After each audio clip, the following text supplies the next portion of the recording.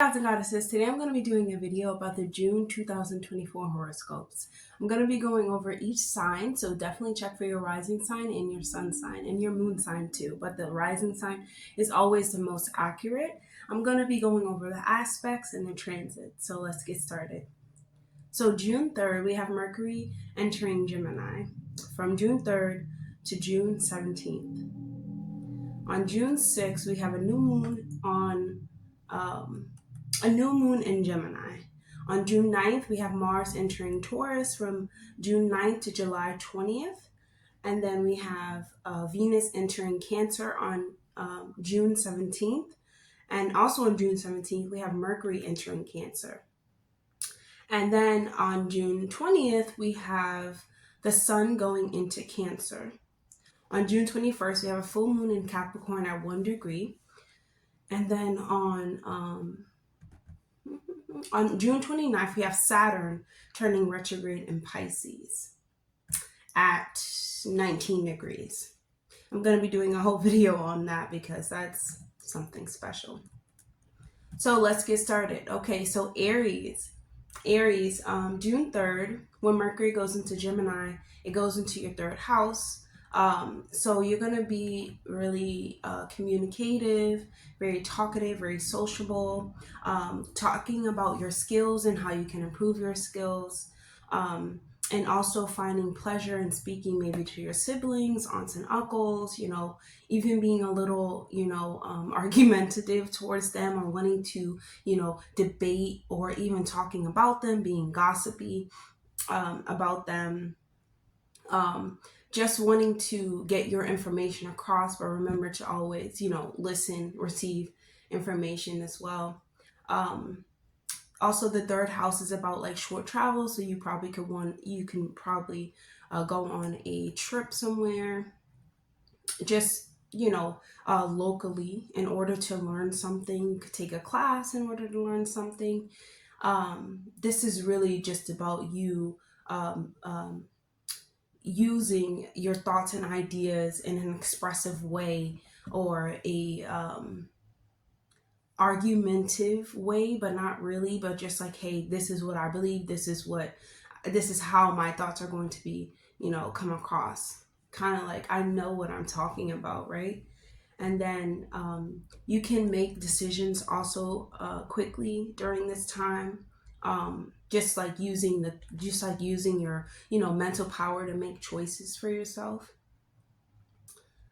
This is also the house of your cousins and aunts and uncles and things of that nature, and also like writing and learning. So with Gemini, Gemini is a sign that learns from different places. It's a sign that can gather information of all sorts. They know a little bit about everything. So this is you knowing a little bit about everything, but not being able to stick with like one avenue of information, just wanting to know, wanting to learn, wanting to talk about these certain things. Okay, so then on June 6th, you have the new moon in the third house as well. So this new moon forms a conjunction with Venus in Gemini, but it also forms a square with Saturn. So this can mean that you could feel the way that you're delivering information is not being received correctly. And this is the time for you to like take a new approach. Maybe you're not speaking for the other person to understand you. You're just speaking from your own experience, Aries. So it's really important with communication that we are delivering information to whoever we're talking to. We have to, yes, be yourself, but you have to think about the way that they could receive information so that they could, understand what you're saying. But with the square to Saturn, there is a bit of a challenge there. There could be like some blocks with your communication. It may not sound as, may sound a little harsh, right? And it may sound like straight to the point, not beating around the bush or anything like that. And This transit can also be about you setting back boundaries behind your projects, because third house is like projects, writing, speaking, public speaking, and you want to become you may become better at speaking or writing, or just writing out rather than speaking, because then when you're writing it out, it makes more sense and you can deliver it in that way. Um, so definitely, yes, definitely write things for like clarification. And this new moon can also be like you embarking on a new path that requires a lot of thought and logic, and that requires you to know many different things, Aries. You could be at more, you could bring more peace and harmony to your inner circle, but you have to also speak not so harshly, but speak in a way that others understand. But during this time, you could be coming off as just extremely direct here, but you have a new chance to, just think about the way that you're communicating these thoughts to others. So on June 9th, we have Mars entering Taurus in the second house. This can be driving you forward to, obtain stability, comfort, and having the stamina in order to, take control of your material possessions, find security. You could be like really like, yes, I can do this. I am going to do this. When it comes to, your self-worth, the way that you take care of yourself as well, and the way that you want to like beautify your outer, experience, your outer world, even your home, in order to feel, inner beauty within. Um, if you are resistant towards change, Aries, this can make your desires and actions feel further away. You could have a burst of physical regeneration. Use this energy to take jogs, go on walks, do anything that is just like jump roping, just anything that burns off energy, but you know, it's like exercising, not, lifting weights, but it's more like a lot of cardio because you have the stamina to do so. And this can help you boost your confidence as well, Aries. And then on June 17th, you have Venus entering Cancer in the fourth house. So Venus is a planet that is about, beauty, love, protection, sensitivity, so with this, also fertility. So so you could be having, like emotional ups and downs when it comes to love, due to your increased sensitivity and your impression, the way you want to impress others. You could be really tender and emotional, even a little bit attached during this time. Your love and devotion can be aimed towards your home life, your mother, your family, moving homes or things of that nature, or beautifying your home, I should say.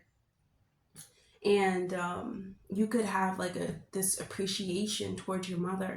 Cancer is a mother, and feeling really caring towards her. Like you want to take care of her, you want to buy her something nice, you want to get her something that makes her feel beautiful, but also that you feel good about.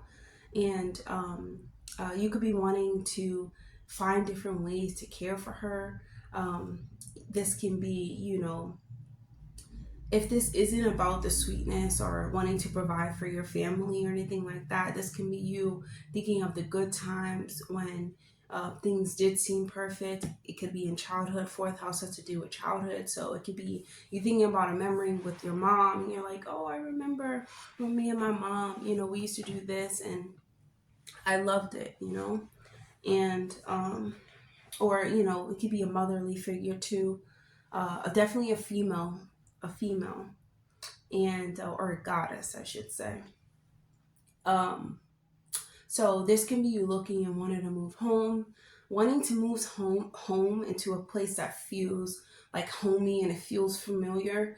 Even if you're not moving, it could be you like changing up your home, into a more beautiful way that reminds you of something that's, sacred to the heart. Or you also may not be open to emotional topics, but you can definitely feel like, even if you're not, being emotionally expressive about this, Aries, you definitely feel, that sense of like that sensation of you feeling joy of these memories, or you definitely feel like sensitive about these things, okay, or even protective. And then on June 17th, we have Mars entering Cancer in we have Mercury entering Cancer in the fourth house for you. You could be moving from the desire, or you're moving from the desire or the quantity to need for like quality. So basically, you're moving away from getting, gathering things, because fourth house is about like things being in our house. I bit my lip, but things like being in our house. And you, I wouldn't say hoarding, but just, having plants everywhere, having crystals everywhere, anything like earthly is the fourth house. Is your home, you beautifying it. And so basically, you are moving away from that, wanting to be more communicative about your roots, and how they dictate the way that you think, the way that you speak, and the way that you like take in information on a deeper level, because the fourth house is about our ancestors as well. So, it's like you want to communicate more about that in order to really figure out why you think the way you think. You can be more interested in your traditions and where your family originated from, universal information. You can have more information in what affects you personally and what affects the people around you. More so, definitely like your family, or or goddesses that are around you. And your thoughts are also colored by your emotions. So it's like thinking emotionally in a way that is like deeply embedded in you. So it brings up this, expressive way, like, I want to talk about this, and then you are wanting to get the foundations of the information that runs throughout your family. That too, like, why do we believe in these things? What did our ancestors do? And even if it's not that deep, it's more so you just like observing and seeing, how your family is interacting with each other, and you want to talk about it more. Like, why is this happening? On June 20th, we have the sun going into Cancer in the fourth house. This is a lot about, your childhood, you revisiting the happy thoughts you had with your mom, and what she taught you, and you wanting to communicate them, and them being like a vital part of you, Aries. So your attention towards goes towards your family, your home, and what makes you feel safe and cared for and nurtured and loved, and even pets too. And projects that you are connected with through your emotions can come into focus.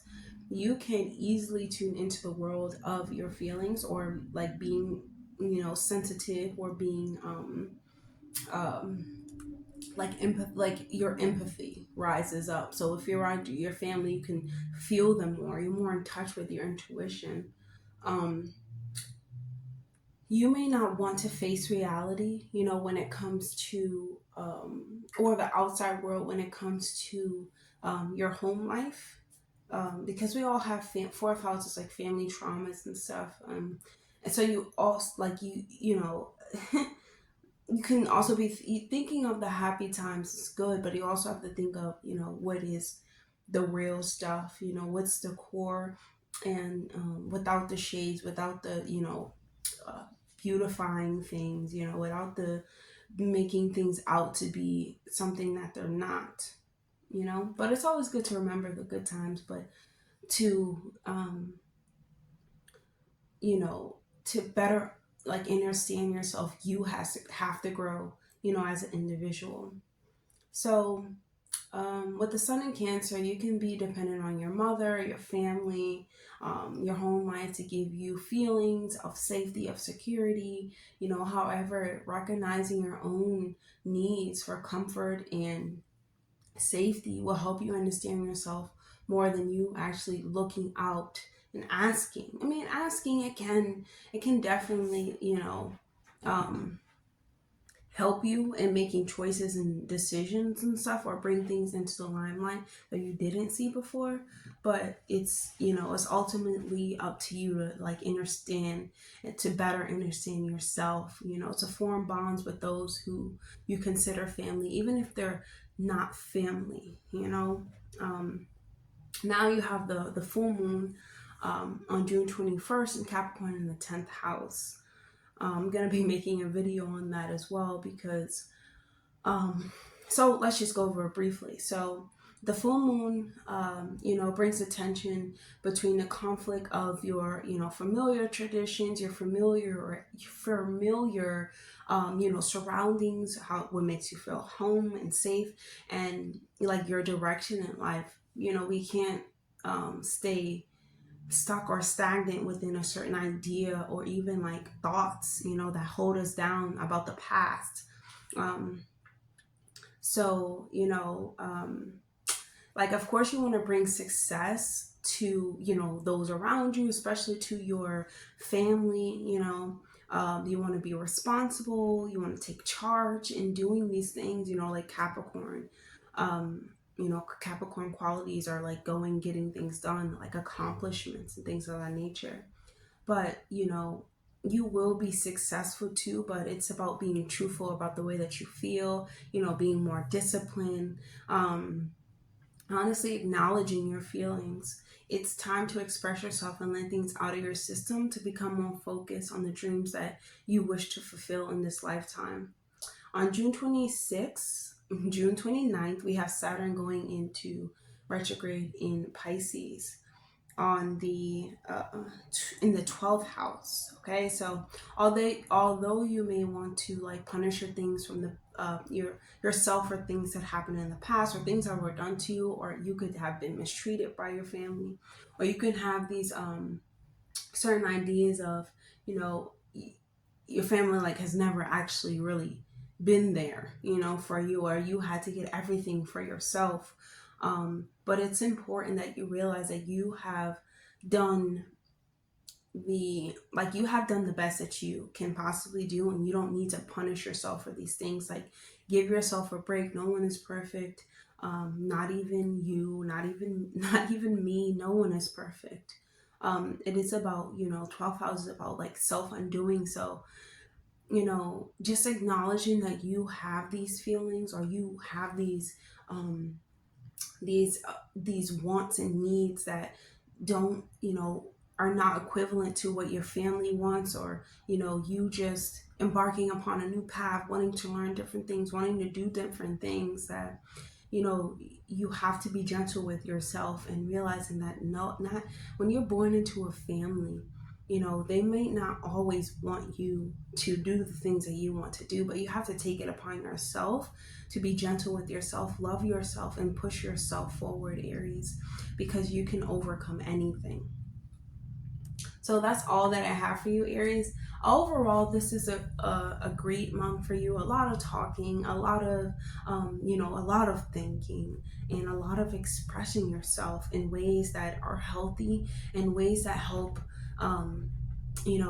situations be more clarified and more in your face, so that you're able to deal with them. With Saturn going in, I can't wait to make that video, because Saturn, it's a planet about, restrictions, being left out in the cold.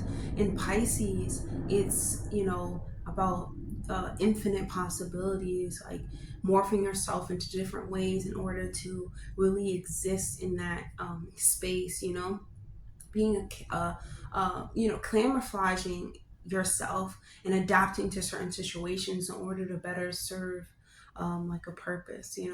So that's all I have for you, Aries. Let me choose a affirmation card. I'm definitely going to choose a affirmation, because we're going into Gemini season in June, and Gemini is all about communication, all about I am grounded and centered. I am grounded and centered. Aries, you have to ground and center yourself, especially when it comes to like Mars entering, Taurus and things of that nature. A lot of second house stuff like stability and things of that nature. And even Cancer, it's about getting out into, nature and really connecting and, just seeing more so that you're like more inspired to change. You're more inspired to take these steps and, grasp all this information, because you can do it. You can, when you ground and center yourself, you can find out things that you didn't know, because you're allowing yourself to connect with something other than, um, something that you can't see, like an invisible force. So you're really trusting faith, you're trusting in a cosmic force, in order for you to move to the next step. And that's exactly what you must do, Aries. So you must ground and center yourself and, give yourself a break, because you're embarking upon a new path, and it's a lot of thoughts, a lot of, what if, what can I do? I don't understand. It's just a lot of thoughts, Aries. But you will be definitely okay this month when you address it, and when you spend time in nature, you're going to feel so much better. So that's all I have for you, Aries. Like, comment, subscribe, and I'll see you guys in the next video. Hey, Taurus. So, Taurus, let's go over the different transits that you're going to be experiencing this month. So June 3rd, we have Mercury going into Gemini in your second house. This makes you, curious, about yourself, about how you can improve your finances, you thinking about it, how you can, improve your self-worth, whether you have to maybe you want to take a class, or you want to go to some type of social gathering, maybe where others can make you feel, like you're not alone, right? And that improves and boosts up your self-worth and the way that you see yourself, kind of like, let's say you want to be an entrepreneur, you go into a room where there are entrepreneurs, and you learn from them and you speak to them. And, it just gives you this certain, comfort, right? So, this can help you when you go, it can help you feel more worthy of the finances that you're after as well. Learning a little bit more about everything during this time, because you can quickly grasp information. You can negotiate too. If you are a business owner, you can negotiate more effectively, even when it comes to like everyday life, like what you do every day. You are able to speak in a way that is persuasive, that is like definitely, like, I can sweet talk this, you are able to speak about the values. This can start a debate, but you won't mind, because you'll start to feel confident in what you say. So then you have on June 6th, you have the new moon in Gemini in the second house. So this moon is going to align with Venus, conjunct Venus, and it's going to square Saturn and Pisces in your 11th house. So this could be a rocky start to like a new job, or even finding a job, that feels worthy of you. And not so much of a rocky start where it's like you feel already like it's not going to work out. These are just feelings of anxiety, fear when you're starting something new. You must push forward, because you're worthy of it. Remember that, you must be confident in what you say. Even if you're saying like, hey, the sky is black and the sky is blue, as long as you're confident in what you say, Taurus, it's effective. You know what I'm saying? Because as long as you like believe in yourself, it's effective. So, obstacles or even like reality checks come in when we're going down a new path, but really it's like, you must be confident in yourself and the things that you say. Hold yourself to a high standard. The desire to be more, pleasurable at a job, or even have a better relationship towards yourself, is everything that you need to feel motivated for this new beginning. Like I said, when you feel confident in things that you say, it drives you forward. It makes you feel more, not entitled, I won't say that, but it makes you feel more of your inner power surging through, and you're able to like make decisions, and you're able to push past anything that stands in your way. You have Mars entering Taurus in the second house. This can be you wanting like long-lasting results for your body structure.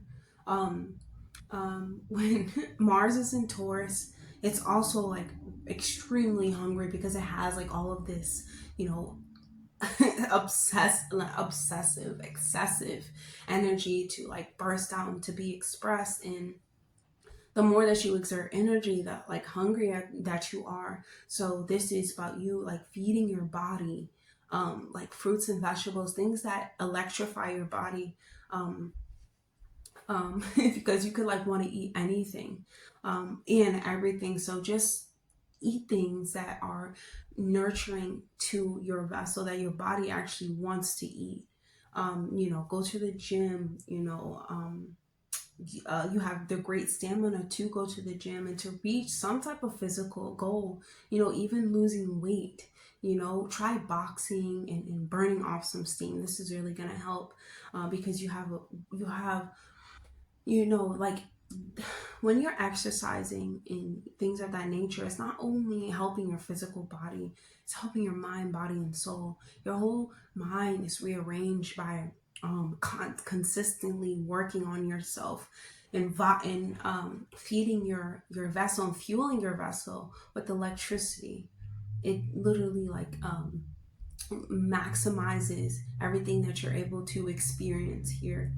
And on June 17th, okay, um, we have Venus entering Cancer in your third house. So Venus in Cancer in the third house could, you know, you can feel more devoted towards your projects, have an emotional attachment towards your projects in order for them to really like feel beautiful to you or feel like worthwhile. You must have some type of um, attachment to it emotionally, some sensitivity towards it, and appreciation, you know, towards the projects that you want to embark upon on. You can want to voice more like loving, you know, expressing yourself in a loving way, talking to yourself in a loving way, showing appreciation to your aunts, uncles, you know, your sisters and brothers, or people who feel like siblings or feel really close to you.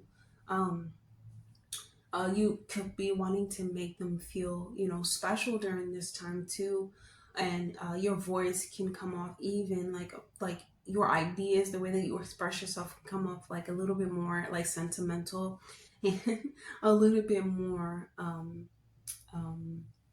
hmm, like your if you listen and follow your intuition, you just say what your intuition is telling you, say whatever your heart is telling you to say.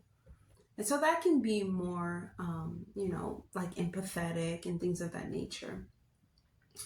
So using your words to provide comfort, you know, and support to your environments, like your friends, your neighbors, and just those around you, those in your inner circle, using your voice to speak life into them. Also, definitely into yourself, because everything that you say is sending out like voice vibrations.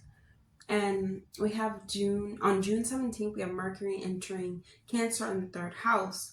You could be, you know, wanting to engage in more conversation that is nurturing with your siblings or people just in your inner circle, and using your mental power can be focused on, you know, your environment, or it can be focused on, you know, your writing projects, your creative projects, just public speaking. And then how you can communicate your thoughts better, and understand the thoughts and motives of others as well. And then on June 20th, we have the sun going into Cancer in your third house. You can have, you know, extremely like expressive and confident communication style, especially when it comes to your ideas. Your voice can even attract attention with your attractive words.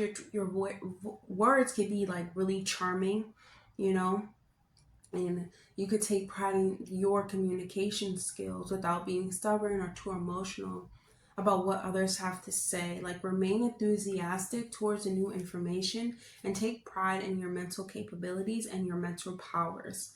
Um, and definitely your mental observation, because you can use it to help you like go on a quest for learning. um, and so on June 21st, you have the full moon in Capricorn in your ninth house. So the full moon in Capricorn is definitely it's detriment to Capricorn because the moon is ruled by Cancer and its opposite sign, so that makes it detriment to Capricorn, right? And this full moon can be bringing up like buried emotions and, making it hard to fully trust your intuition or to trust your guide or to trust in the career that you want. This can be extremely challenging. You would need a lot of reassurance in order for you to relax and open up and feel like you can do this. Don't forget to tend to your own emotional needs because this can be really frustrating, but however, you must follow your heart's desires and it will never lead you astray. With determination and resilience, you can achieve anything, Taurus, anything and everything that you set your mind to. And, Capricorn, I'm going to make a whole video about the full moon in Capricorn, but, Capricorn is about resilience. It's about hard work. It's about doing things for like long-term success. So even if you get knocked down, you got to get up and you have to make things happen for yourself, even if you're crying. So on June 29th, we have the Saturn return in Pisces in the 11th house. I'm definitely going to be making a video on that. So towards Saturn turns retrograde in Pisces in your 11th house, this will get you to face your fears, face what's going on around you head on and figure out like who are your true friends, what goals do you want to accomplish, who do you have in your inner circle, like are they actually worthy of you, Taurus? Are you giving time and energy to those who are not worthy of you? They don't care about your dreams, they don't care about your hopes or your wishes. Not that they need to, but who wants people around them who don't believe in them? I don't. So, a smaller circle is always the best, like literally handpicking out people, not to support you, but to be there for you. Like that's the main reason people have, people around them, someone to lean on, someone to connect with on deeper levels, on soul level. So you're better off finding soul friends rather than unworthy individuals. Like people who are not worthy of you, put them to the side, Taurus. Let's choose a message. Let's choose a mother of affirmations because the sun is going into Gemini. And I feel like Gemini is all about, communication and the words and things that you say to yourself. So let's choose an affirmation for Taurus. Taurus, I am the key to my life. You have everything that you need to succeed, Taurus. Build up your self-confidence. That is key. Build up the words and the things that you think about, the things that you say to yourself. As you go to the gym, as you go for a walk, spend time in nature. Make sure you're saying affirmations and mantras that help boost you up. Even after you've been, kicked down and knocked down, you still have the keys. You still can be what you want to be. As long as you learn resilience and you learn that, hey, I can make things better. This is about you thinking at a higher state of mind, okay? But remember, Taurus, you are the key to your life, okay? And you have everything that you need, and don't let anyone tell you that you don't, because you do, okay? As long as you're, alive, you can always make things possible for yourself. You can still try. So that's all I have for you, Taurus. Definitely like, comment, and subscribe, and I'll see you guys in the next video. Hey, Gemini. So let's go. Let's get started. So June 3rd, Mercury goes into Gemini in your first house. This Mercury in your first house, Gemini, can reveal, your communication skills to the world. You could be, wanting to talk about yourself more, wanting to talk about you wanting to relay your thoughts, your wishes, your intuition, your mental capabilities. This is also about you, giving a more, artistic and philosophical approach, which sparks a higher state of mind. You're interested in learning more about yourself and understanding the world around you.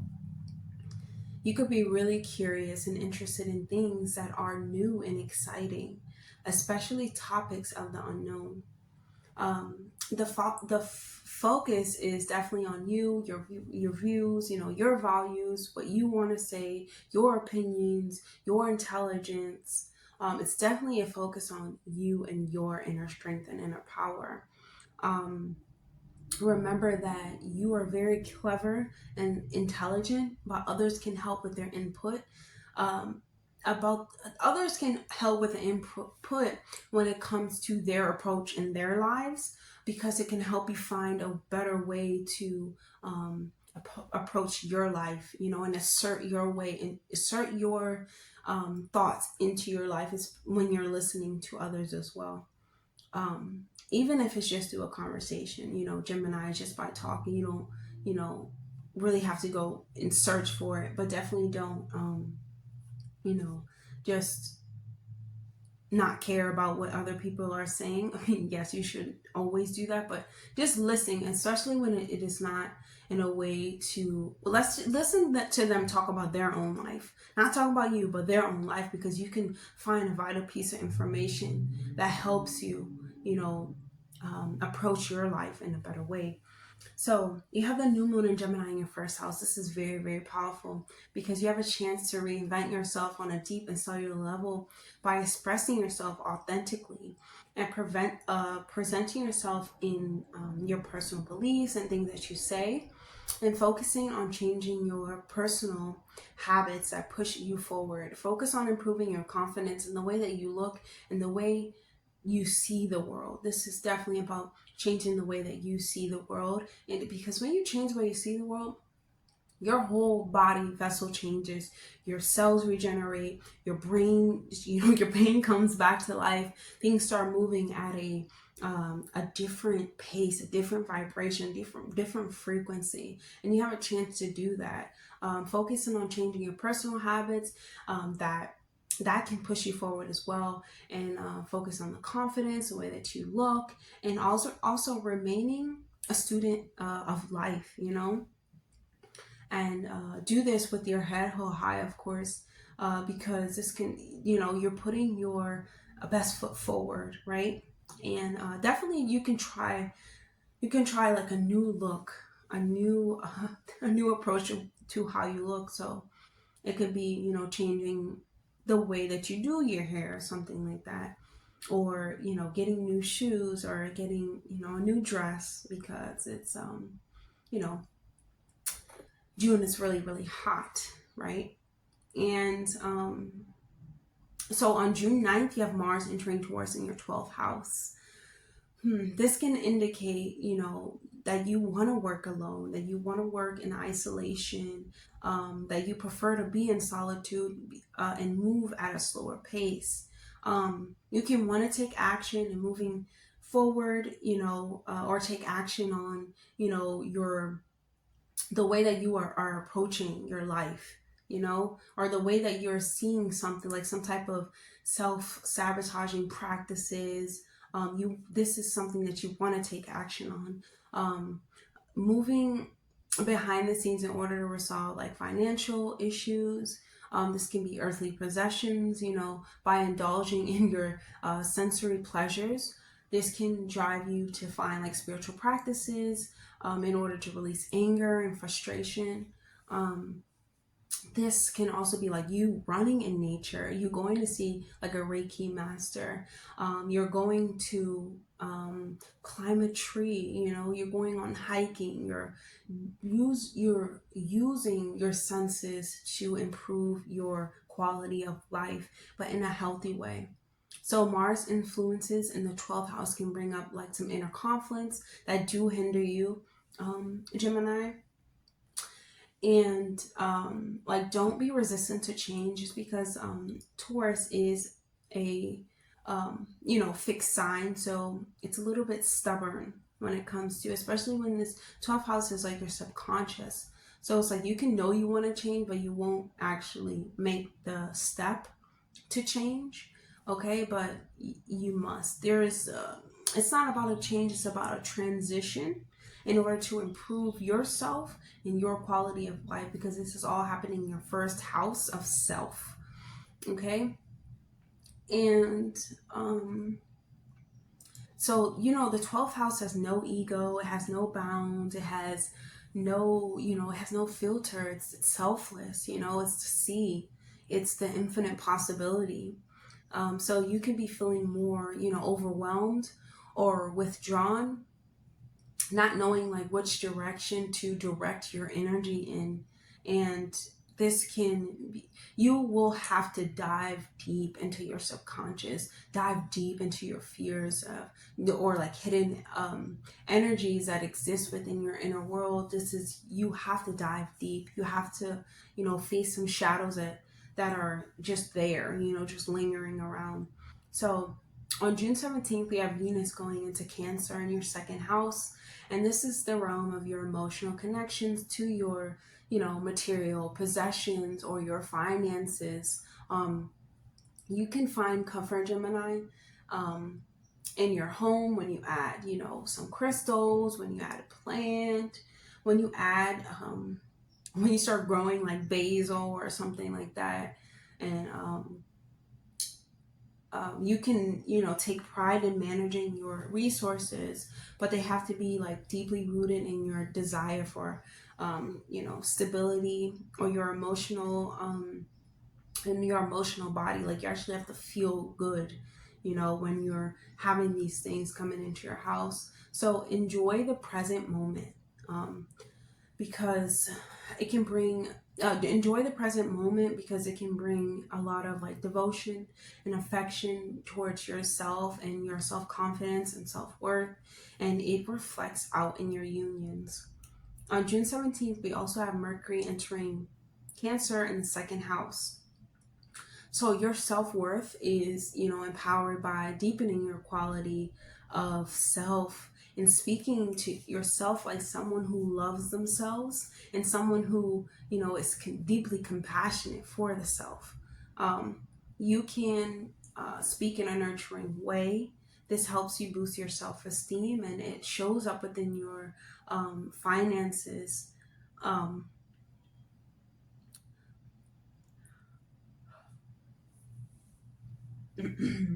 this can show up in your finances, because when you are boosting up your confidence and you're speaking to yourself, and thinking about yourself in loving and caring and nurturing ways, that really shifts everything around you, and it makes you like, oh yeah, I can do this, I can make money in this way. So the sun entering Cancer in the second house, this can shine a light on, you know, what makes you feel safe and what makes you feel secure, and what you need to honestly like believe in yourself. So this is also about like, this house is about second house, like how you spend your money, how you save, how you manage, you know, your money, and the way that you treat yourself. So this can indicate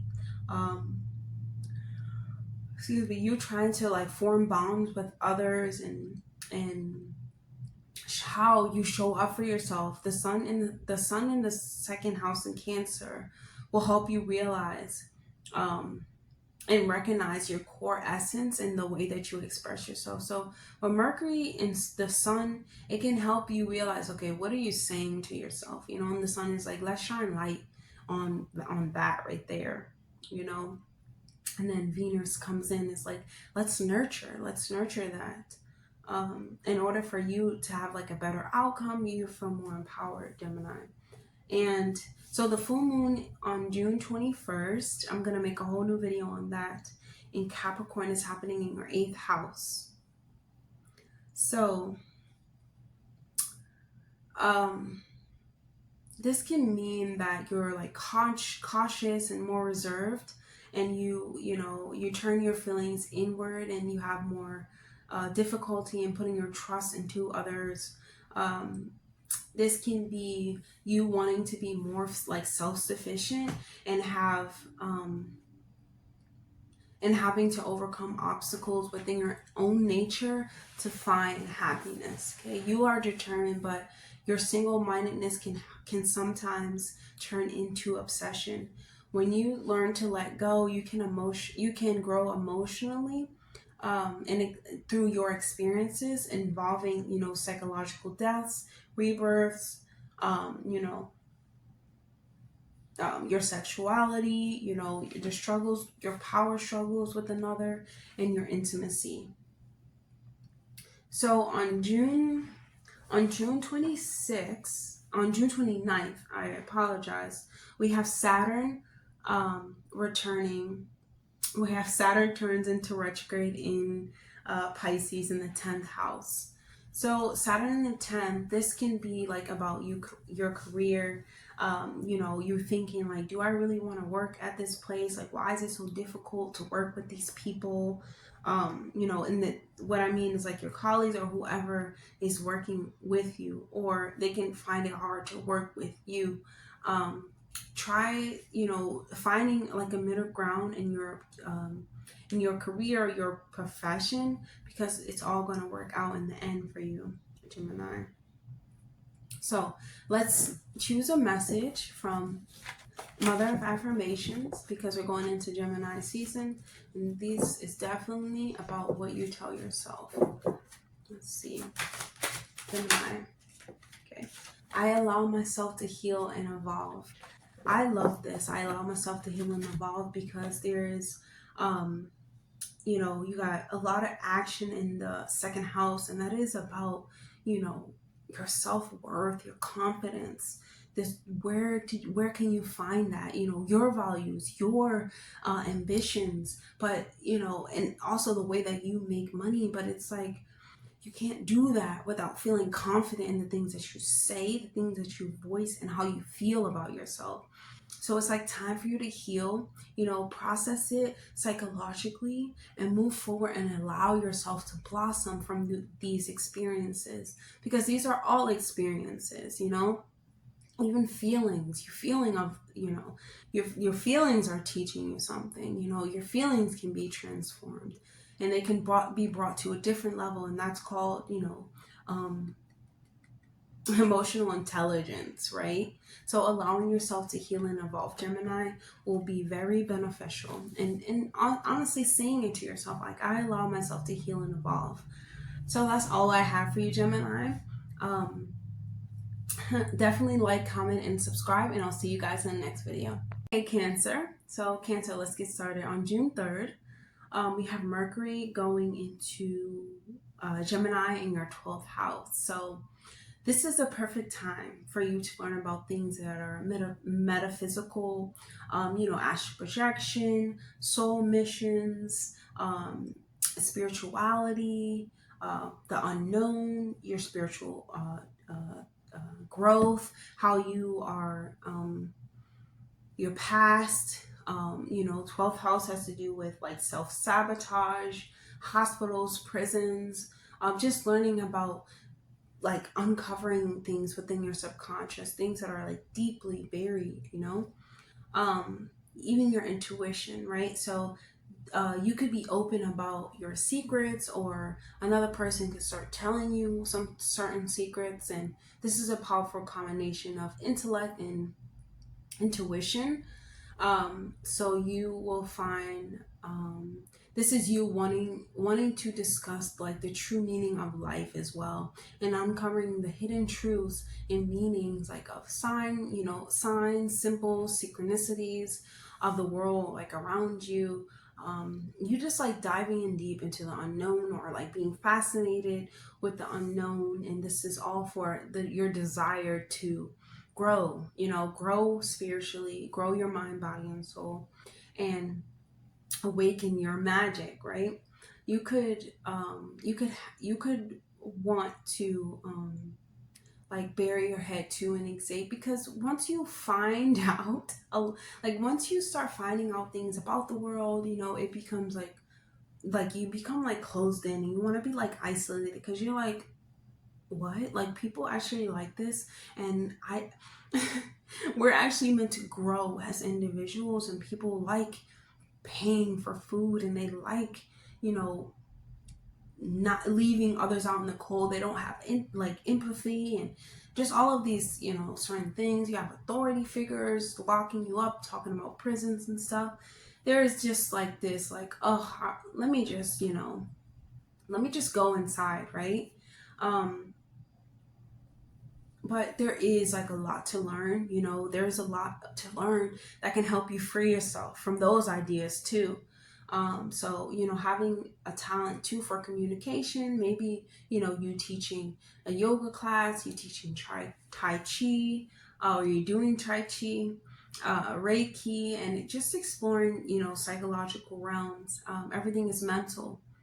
And on June 6th, we have the new moon going into Gemini in the 12th house. So there could be a delay, you know, some type of roadblocks when it comes up of you discovering the ethers. Um, um, but um, this is because, like, you must like break through. So I believe that we're like computers. We have these programmings, and we have to get past these blocks, right, in order to get what we truly want to get. And that has to do with our subconscious. We have to go into it, rearrange it, in order to really free ourselves and think differently. Because we can say, oh yeah, I don't believe in this, but, or I do believe in this, but you only consciously believe in it. It's not made real because you subconsciously do not believe in it. So, you know, there is, you know, a breakthrough within your subconscious mind, and, you know, you have to deal with it, and you have to find out what's hidden, and, you know, face it head on. You know, this is a new path you're embarking upon, and you know, it's about being resilient. You know, the 12th house, being resilient, you know, and not giving up, because you can make it through. Even when you face your own shadows, you can come out on the other side. It's very scary. It's very, you know, it's something, you know, people don't usually talk about, but it's difficult, you know, especially when you're forced into it instead of voluntarily excuse me, voluntarily like getting in it, or wanting to be in it. So on June 9th, we have Mars entering Taurus in the 11th house, and this can indicate a need for you to take action on your, you know, physical and material security, taking action on your dreams, your goals, your wishes. Um, this can also mean, this can create a desire for comfort, or, you know, Mars going into Taurus is about, you know, acting, you know, pursuing your dreams. Um, this can also be like a desire to fulfill your needs, to be more steady, you know, endure a little bit more, make things happen within your like friend circle, or within your dreams or goals and things of that nature, right? And then we have on June 17th, we have Venus entering uh, Cancer in the first house. So this is a deep need for emotional security, you know, a strong desire to create a harmonious and loving environment around you, even within your relationships, because this is opposing your seventh house. Um, you could naturally be drawn to activities and people that make you feel safe and comfortable and loved and appreciated. That's the type of rooms you want to be in, you know. Your home life, you know, your family could hold a great importance to you, and you might find a lot of, you know, like relaxation, or just, you know, a lot of like releasing and feeling more at ease when you're like cozied up, you know, and in a like welcoming space, you know. So, you know, yeah, that can be really important for you to do during this time, especially with Mercury in your 12th house and the moon in your 12th house. Just, you know, giving yourself a break and relaxing a little bit. So on June 17th, we have Mercury entering a Cancer in your first house. So, you know, you possess a more nurturing and caring nature. Your emotions play a significant role in how you express yourself, and like how you want to connect with others, And even in your personal power, you will come off as more sentimental and more, empathic in the way that you're presenting yourself. Okay. You can be drawn to, activities that make you feel safe and comfortable, which is like, being at home, watching a movie and things of that nature. Also, like embracing your emotions, while maintaining healthy boundaries. You can create fulfilling relationships and a sense of emotional stability in your life. Speak your truth in the most beautiful way possible. So yes, in the most caring way, the most nurturing way, the most empathetic way that you can. However, set boundaries though. Set boundaries. June 20th, so the sun enters Cancer in your first house. Um, the sun enters Cancer in your first house, so this is about you being more comfortable, being in a leadership role, taking leadership over your own life. This is you discovering your personal power by knowing and understanding how you react when you're caught off guard. How you react to the way others see you. It may not be the same way that you see yourself, right? But just like holding and standing your ground, like it doesn't matter what you think, it doesn't matter what you say. I shine in my own power because I stand on integrity. So this is, you standing in your purpose. Sun in the first house, it's about you shining and finding a way to be strong in your vulnerability. Coming into your own requires coming into your own power requires you letting your sensitivity side show. So being vulnerable is powerful. So on June 21st, we have the full moon in Capricorn in your seventh house. So it's time to, find balance between your own needs and the needs of others. It's time for you to like compromise and negotiate, and like your partnerships and unions, even your best friends, they can, be put to the test now and see if they can make it. If they can, it can be, if it's Capricorn has to do with like resilience, pushing through hard work. Are they willing to put in work? Are you willing to put in work? This is a chance, to connect, to truly connect with someone special in your life. But it has to be both. It has to be vice versa. And so on June 29th, you have Saturn turning retrograde in Pisces in the ninth house.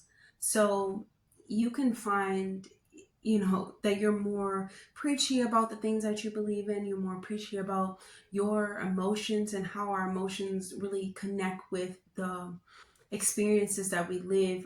The way that we feel is the higher knowledge, as well as like our body is alerting us to certain things.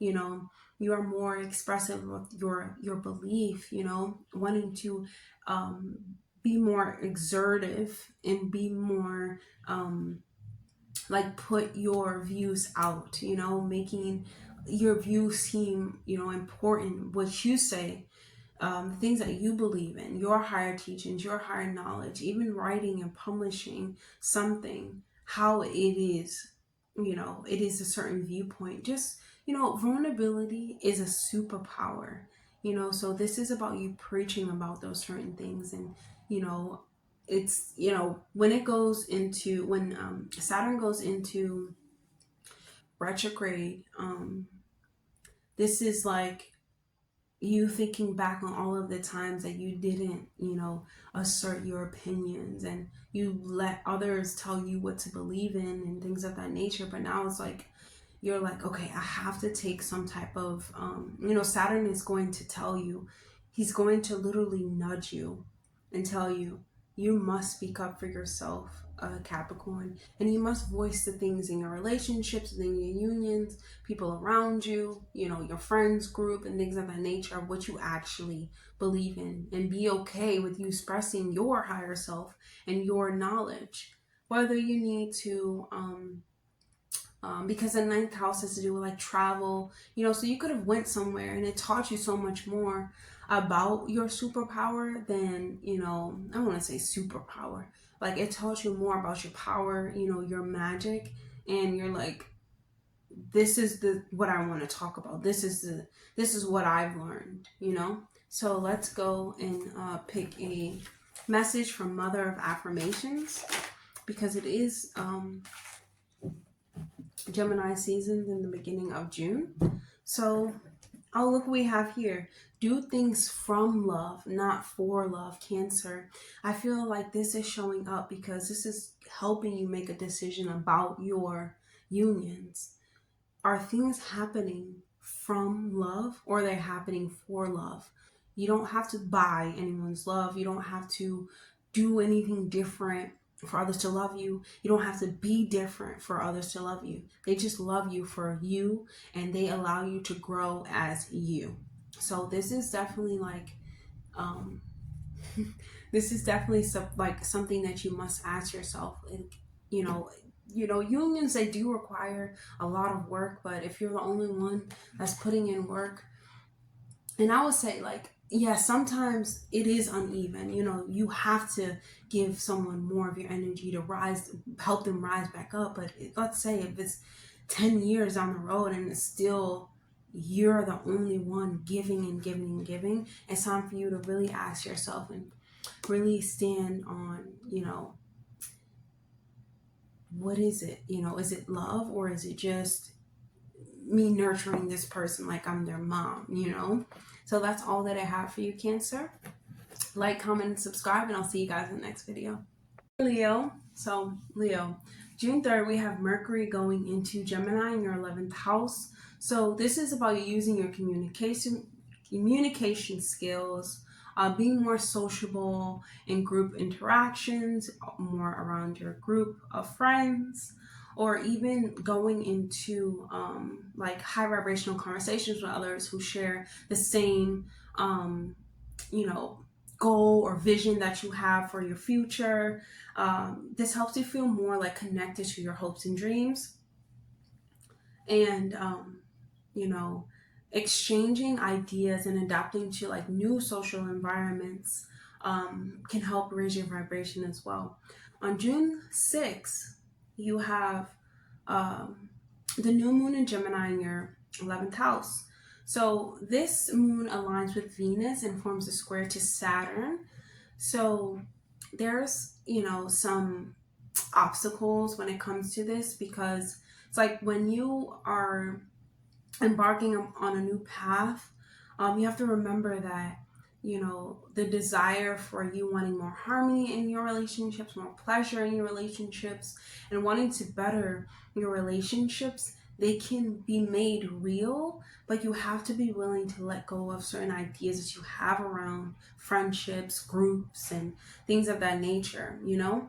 And this can be motivating for you to embark on a new beginning, but once again, it is kind of a little bit of a obstacle, because you have to, you know, understand that when you go into, let's say you've never been into a group that, you know, they practice Tai Chi, but you've been practicing Tai Chi by yourself, and, you know, you've self-taught basically.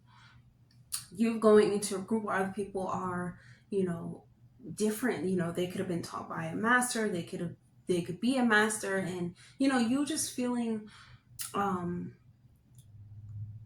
comfortable around that and not being so, you know, how can I say this? Not being so defensive when it comes to this, because it's like you can build really great relationships and you can build really good unions when you know, really let go, Saturn, of, you know, Saturn gets you to see like your own worth, your love, what you add to the world, you working hard on your own path. Nothing that others do can take away from what you are doing, Leo. So June 9th, we have Mars entering Taurus in the 10th house, and your needs and wants can, you know, have great stamina. you know, I like this transit because it's like you're becoming more serious about your legacy, you know, your authority, the way that you assert yourself in the world, your reputation, your career, you know, what you want to achieve, you know. And it's like you taking the step forward to build a solid foundation for lasting, like for a long lasting period of time. Even if you're trying to build something for the next generation, Leo, you know, but it's not going to happen overnight. And you will see how it all falls together over time. So June 17th, Venus enters Cancer in the 12th house. And so your affection can be like expressed behind closed doors, you know. You can be more wanting to know like more secrets, and you know, more you know, things that are below the surface, things that people don't normally talk about on a daily basis. This is a time that can also be like with endings. It could be endings within you know, personal like contracts, personal relationships, like secret love affairs. There can be an ending with that. Or you know, being more private with your love life, being more private with being more private with everything, your secrets, loving your love, most importantly. And this can even make you feel like a certain type of frustration. I would say with the other person might be frustrated, or you may feel alone, or something like that could happen too with Venus in the 12th house.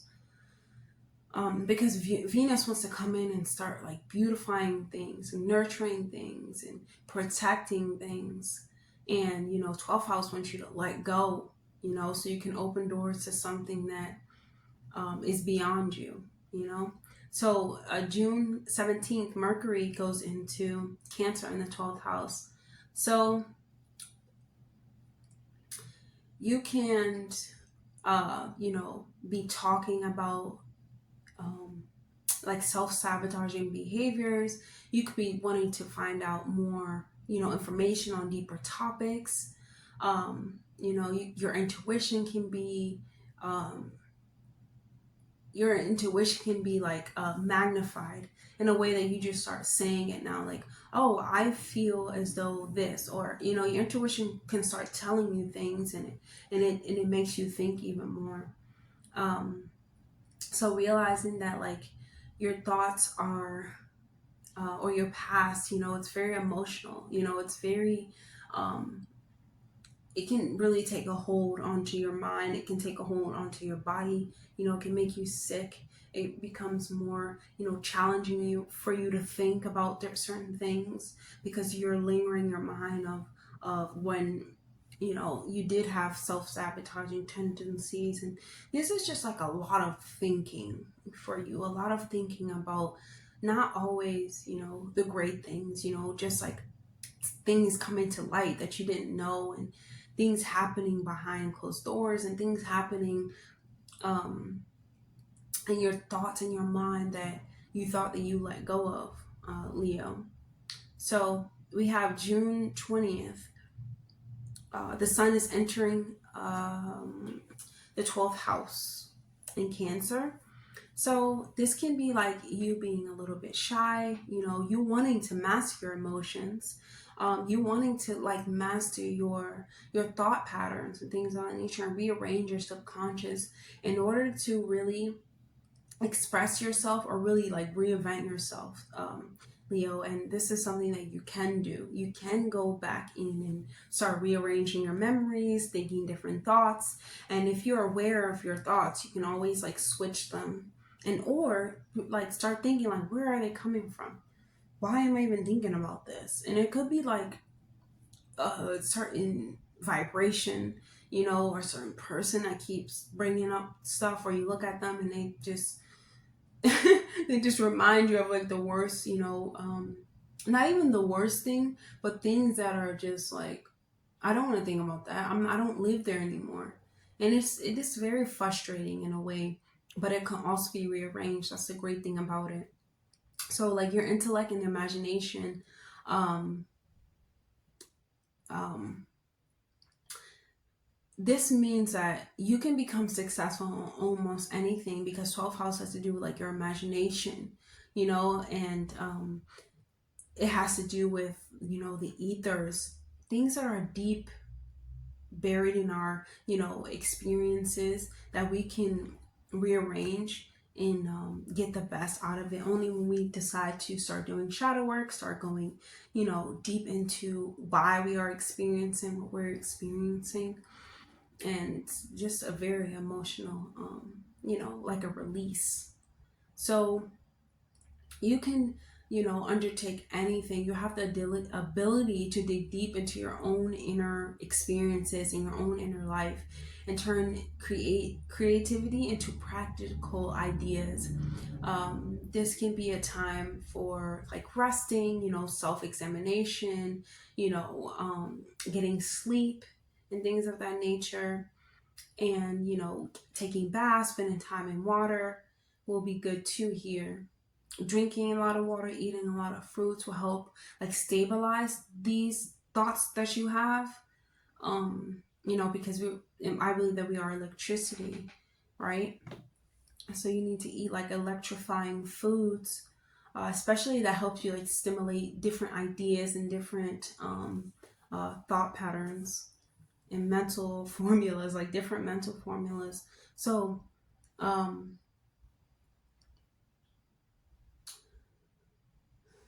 this can be, well, 12th house has to do with like, you know, being misunderstood. So you can be like, oh, like, why don't others like understand me? You know, you can seek counseling and seeking out like shamans, seeking out healers, holistic healers that can help you better connect with yourself, Leo.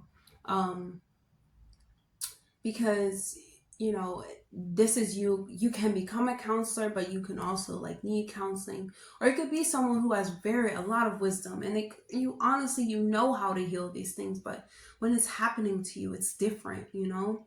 It feels different than just knowing about it, or just having the answer for it. It's like you need to take your own advice, but it's difficult more than you know, you are deserving, you know, you are very deserving, because you can't avoid the pain in your experiences, and you can't, you know, only take the great things out of it, but you deserve so much in your life, Leo, that, you know, you have to acknowledge your own worst enemy, which can be yourself most importantly, and that you are your own best friend too. So just combining the two, and, you know, just talking to yourself like, hey, you know, like, stop it. You don't actually think this is temporary. You're just thinking this because, you know, the cosmos really do like affect us on this physical plane. And, you know, we have to realize that these things come up to be addressed, but they can also come up in for, you know, they don't actually, it's not actually as serious as, you know, you're taking it, or more so just needs to be rearranged, or you need to get into affirmations, or you need to start, you know, spending time in nature, definitely spending time inside, or yourself, or your emotional body. You know, your astral body could be trying to communicate with something with you. Your spirit guides are trying to talk to you about something, you know.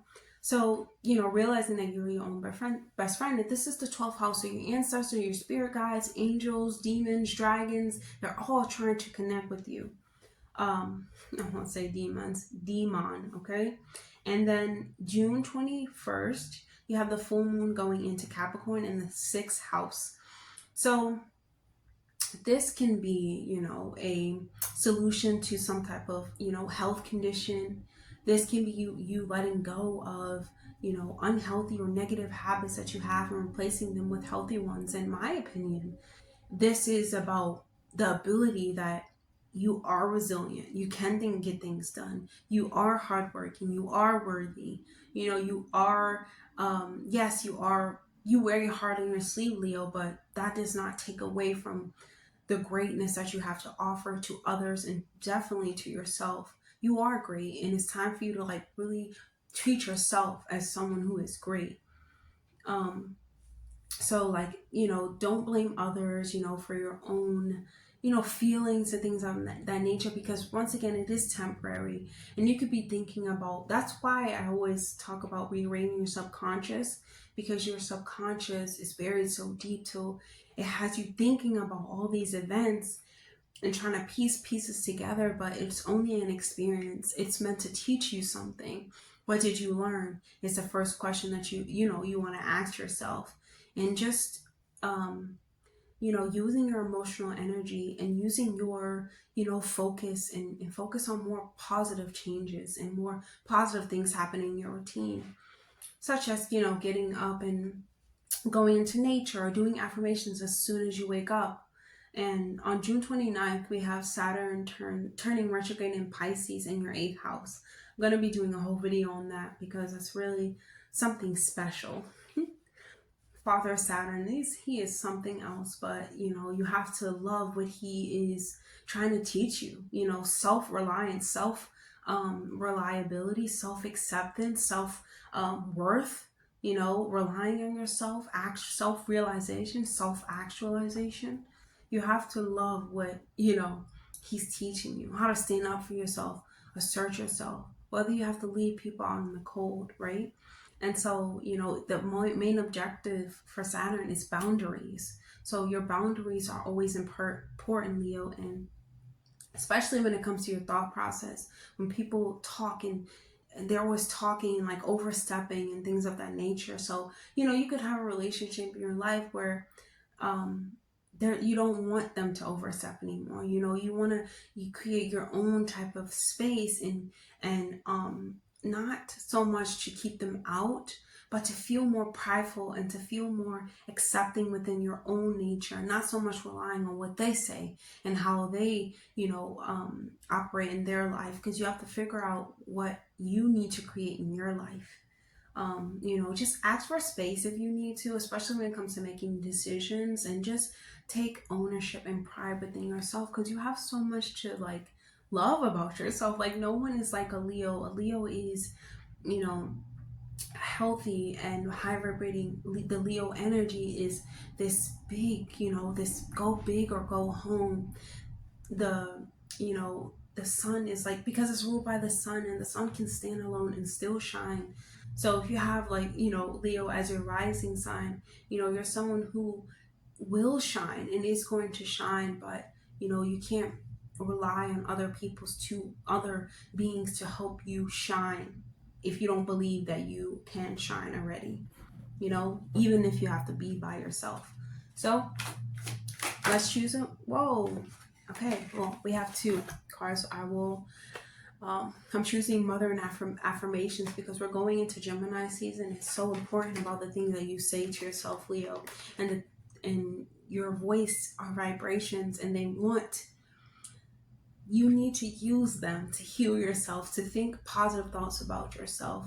And you know, have you ever, you know, just thought about something, and we're like computers in my sense, you just think about something and it just appears, you know, that is truly like, or you say like, I want watermelon, and then the next time you go to the store, there's the watermelon that you wanted. It is because we're God to ourselves, we're goddess to ourselves, and ourselves are listening to us. Okay, you have I am immortal, and you have I use my imagination to inspire and create. The 12th house has to do with creation, you know, inspiration, you know, the imagination, and it's like this big sea of possibilities. And just honestly, when you go in and when you go into yourself, you realize that anything is possible to you. You have this infinite way and this infinite knowing about you, that you can create things and that you can make things happen with your ability to get up and do them, and really, you know, feel this I am, you know, this affirmation, like I am immortal, meaning that your soul, it does not die. Energy cannot be created or destroyed. You will continue on to ascend. You can ascend and let go of characters that don't serve you. 12th house, and using your imagination to make it into a work of art, you know, even if it's just you singing, you know, dancing or something, or art, using your artistic abilities to create something, that is a step forward, you know, that can bring out a lot of, you could bring out a lot of emotional turmoil that you've been feeling, when you are creating a body of work or body of art in our most artistic way, creative way possible. This is going to help you, Leo. So that's all I have for you, Leo. Um, Definitely like, comment, and subscribe, and I'll see you guys in the next video. Okay, so Virgo, you have Virgo. Hi, Virgo. You have Mercury entering Gemini in your 10th house on June 3rd. So, with Mercury entering Gemini in the 10th, you could want to gain more knowledge about, subjects that have to do with your career. You could be learning about different avenues that you can take to get to success. You could be more chatty in your workplace, wanting to speak more or speak about others, more gossipy. You could want to, speak about your goals and how can you meet them, and what is the best way to take this avenue. You could be talking about your father, or even thinking about your father or a father figure that is in your life, in order to really like structure your ideas and build status within your workplace. This is about, it could be any type of masculine energy. Excuse me. And so we have the new moon in your 10th house in Gemini as well. And this moon is conjuncting Venus in Gemini.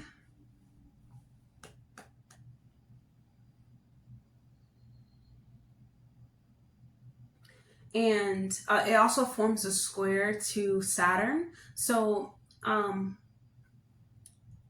there can be like some blocks when it comes to like communication.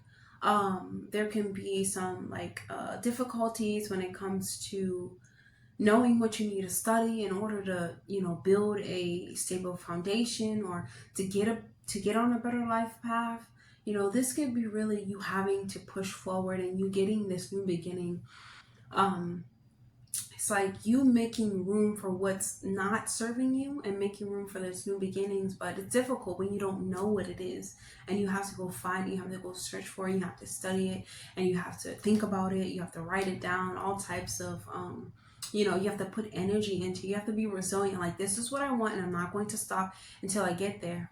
And not in an aggressive way, but in a way that it's like, okay, I'm a student of life, I can experience better, I can have a better career if I learn how to study, if I learn how to pull information from my spirit guides, letting them guide you in a way. Okay, so we have on June 9th, you have Mars entering Taurus in the 9th house. So this is strong and beneficial when it comes to pushing forward towards your personal goals, Virgo. And honestly, like intellectual growth as well.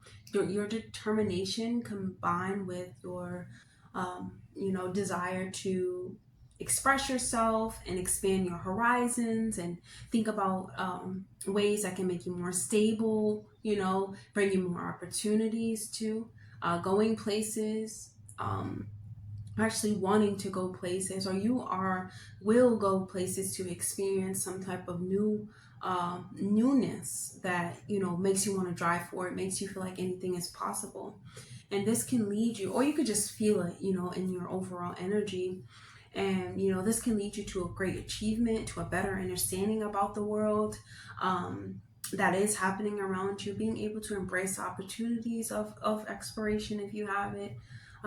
Of travel, definitely going somewhere is eating something, exploring different cultures is beneficial to your growth. Okay, so staying grounded and adaptable, of course, definitely, definitely, but most of all, like seeking knowledge that you're not familiar with. Don't be afraid to like travel somewhere new. Because like it all leads to, like all roads leads to enlightenment in the 9th house, building a belief system. So June 17th, we have Venus entering Cancer in the 11th house. And so this can be you wanting to, you caring about like how you're projecting your individuality, like how you're expressing yourself, you know, physically, your fashion, you know, you're being unique in your own way, expressing your emotions through the colors that you wear. You can want to like give your friends or your inner circle with something that's thoughtful. You know, you can want to show your close friends, you know, a lot of love during this transit, or vice versa. They can be showing you a lot of love and showing you how much they appreciate you. And um,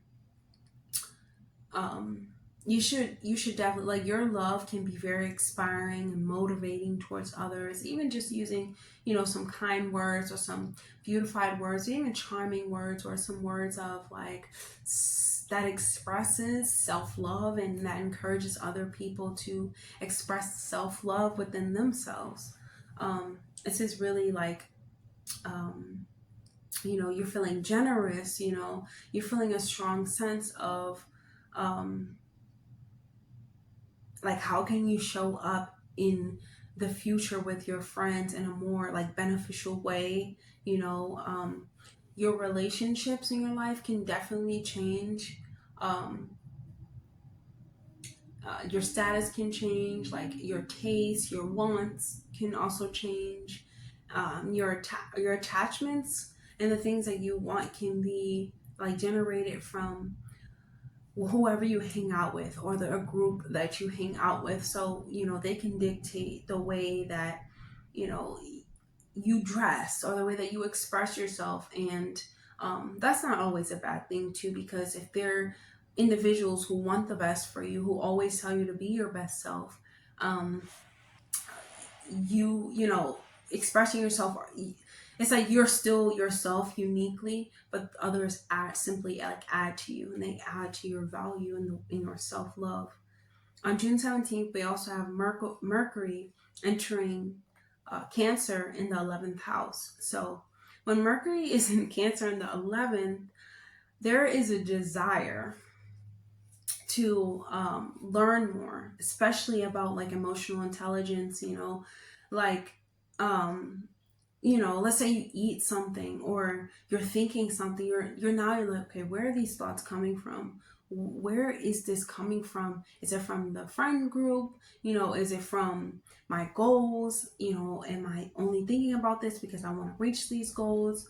You know, there's like these emotional attachments towards your goals that you're thinking of now.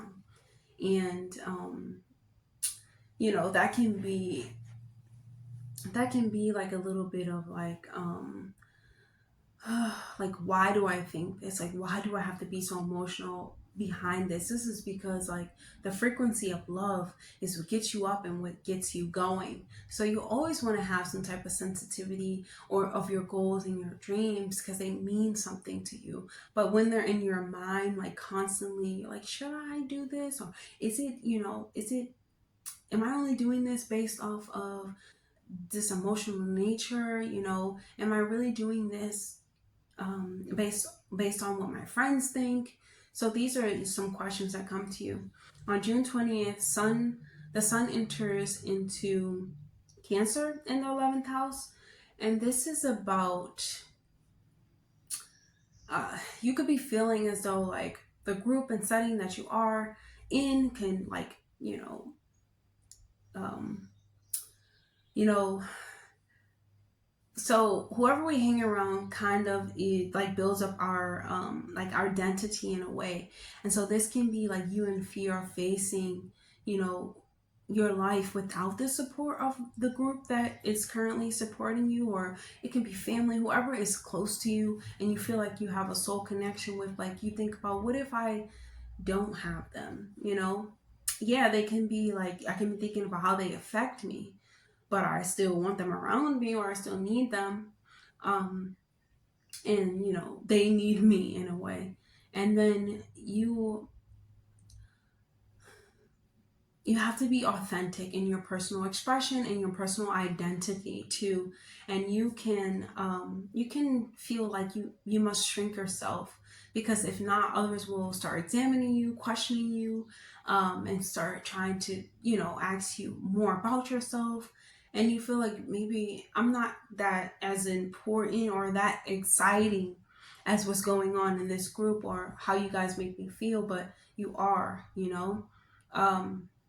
You can cheer your friends on more than yourself. So,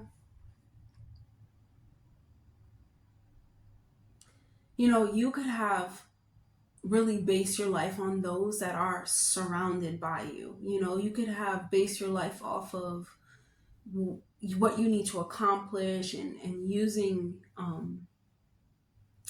like using other people as an excuse to not think about the things that you must face within your own reality, right? Feeling like they can get you to like a goal faster than you can.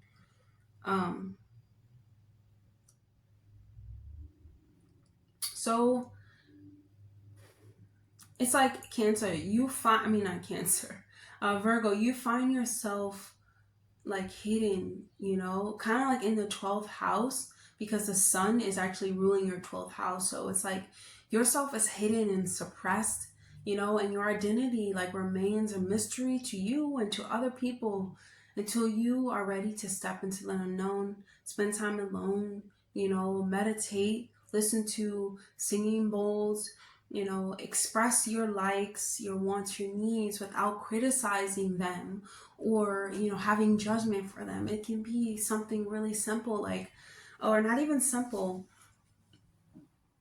You can think like, I like to make popcorn, you know. I like to make popcorn because I like the way that the popcorn sounds. These are doesn't matter, like it, Virgo, it doesn't matter what you enjoy, as long as you're happy doing it, that should make others around you happy. And but this is something that you have to go seek, you have to go learn yourself. And so on June 21st, you have the full moon in Capricorn in the 5th house, and this can be like a lot of fears and anxiety, and you know, not being able to really rest or find happiness or find things that make you happy. And this is like you letting go of the fear and enjoying yourself through dancing, playing, and not feeling like you can be judged. And even if you like to dance, Virgo, if it's something that you like to do, you have to remain a child at heart. You have to find the joy in it. Whatever makes you happy is what's going to help you raise your vibration, right? You know, it's especially if it's healthy, but anything becomes, you know, unhealthy when you're continuously obsessively doing it. But this is about like, this can really heal your heart if you are able to be patient with yourself. You're able to understand you're resilient, that you can make things happen for yourself, you can make things possible, you can lean on others, but others do not make you who you are. You have to go find out who you are, because you are someone who can bring your own happiness. You are someone that others enjoy. And it's time for you to feel like, to you to go see, why do they enjoy you? Why do I enjoy myself? What is my core self and core essence? And how do I learn to really fully express myself the way that I want to?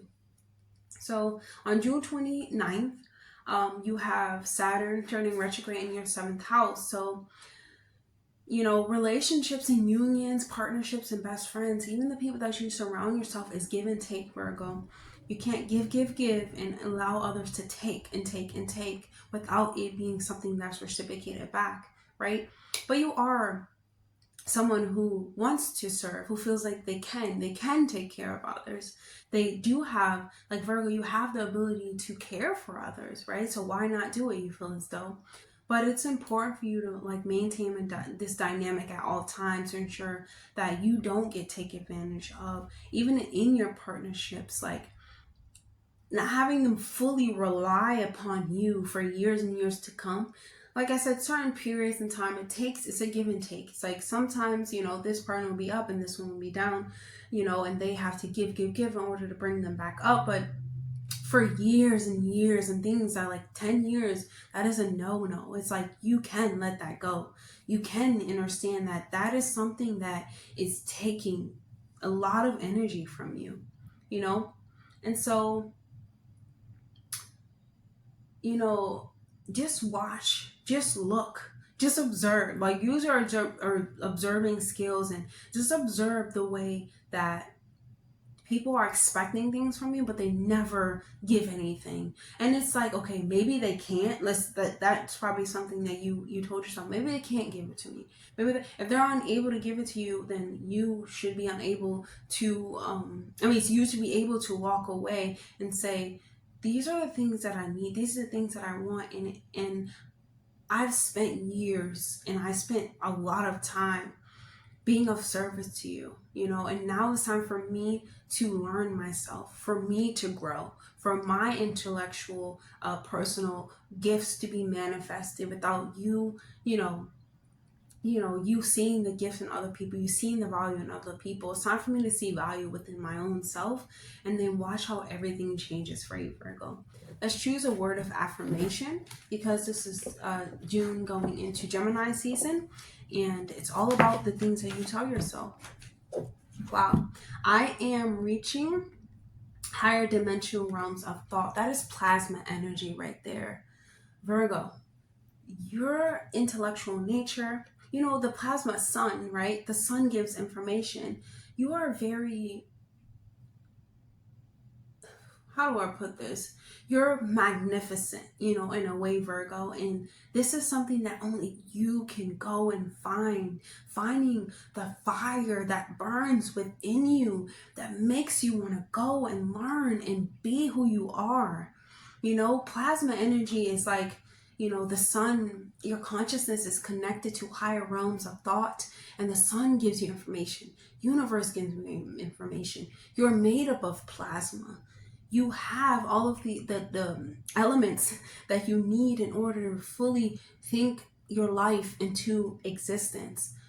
But that your thoughts must go to a higher state of mind, something along the lines of not criticizing yourself, not being judgmental towards yourself, but you being in a space of loving yourself, receiving information about yourself, understanding that you are plasma energy and that you can reach higher realms of thought.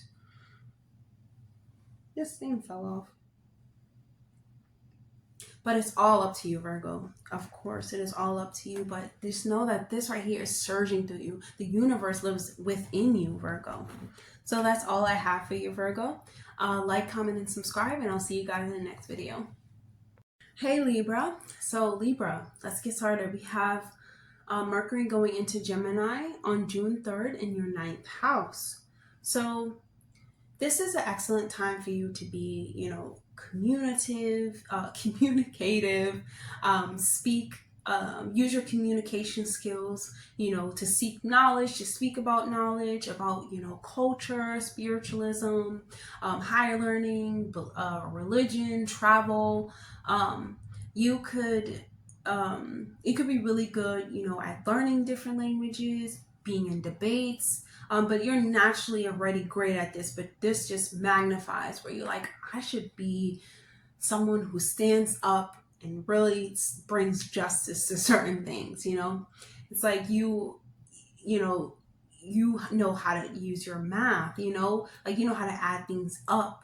You can learn different languages, you know, learn different words. And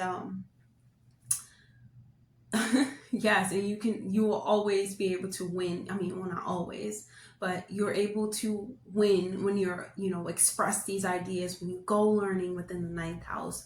When you think about things on a higher perspective, you're able to out-perspect others, because you can see things from different perspectives. So it's like you're able to make decisions, and you're able to really stand for what's right, you know? And there's financial gain that can happen when you're applying your wisdom to learn and to study, because like I said, you know, it can send you on this journey of, like, you know, publishing a book or something like that, but also being someone who speaks for things that are right and speak for things that are, you know, universal law, things of that nature, and standing beside nature and what is right that should happen within this realm, right? And so on June 6th, we have Gemini going into the 9th house.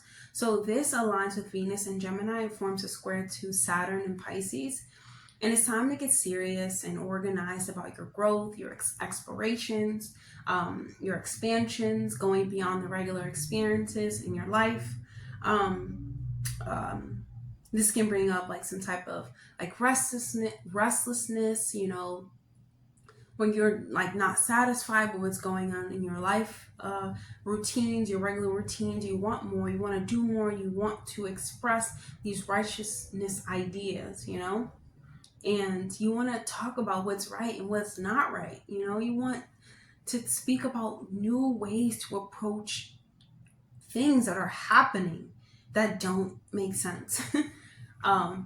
So this new moon can, you know, help you stretch your imagination. It can feed your soul when you go on an adventure. It can definitely expand your mind, even when it comes to working on new projects, new activities, on your adventures.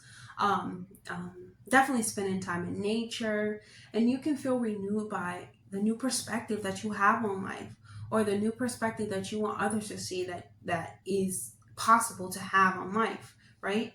And you can become like, you know, philosophical, reading, learning, venturing out and taking time away from the mundane routines that life, you know, expects of you, or not life expects of you, that is expected in the matrix. I truly believe like when you're following your callings, your mission in life, fulfilling dharma, that's when you truly find success, wealth. You don't have to worry. You know, don't have to worry about bills, it all comes to you because it's meant for you. If you feel yourself already having it, you already have it. It's just up to you to vibrate onto that level and to work towards that and to believe and trust in that wholeheartedly, and everything else will flow and come to you, right? But this is you being resilient, though. You will get knocked down because you have to sort through so many different belief systems in order to really like be like, okay, this is the one that is true. This is universal law. On June 9th, you have Mars entering Taurus in the 8th house.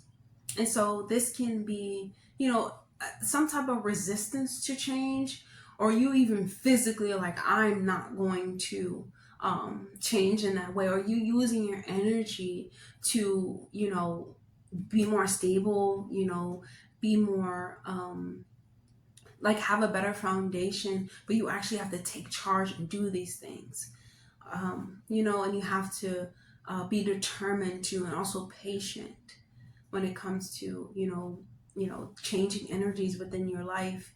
And this is you, you know, you have a strong, you know, work ethic, or you feel like you can work towards goal easily that bring you security.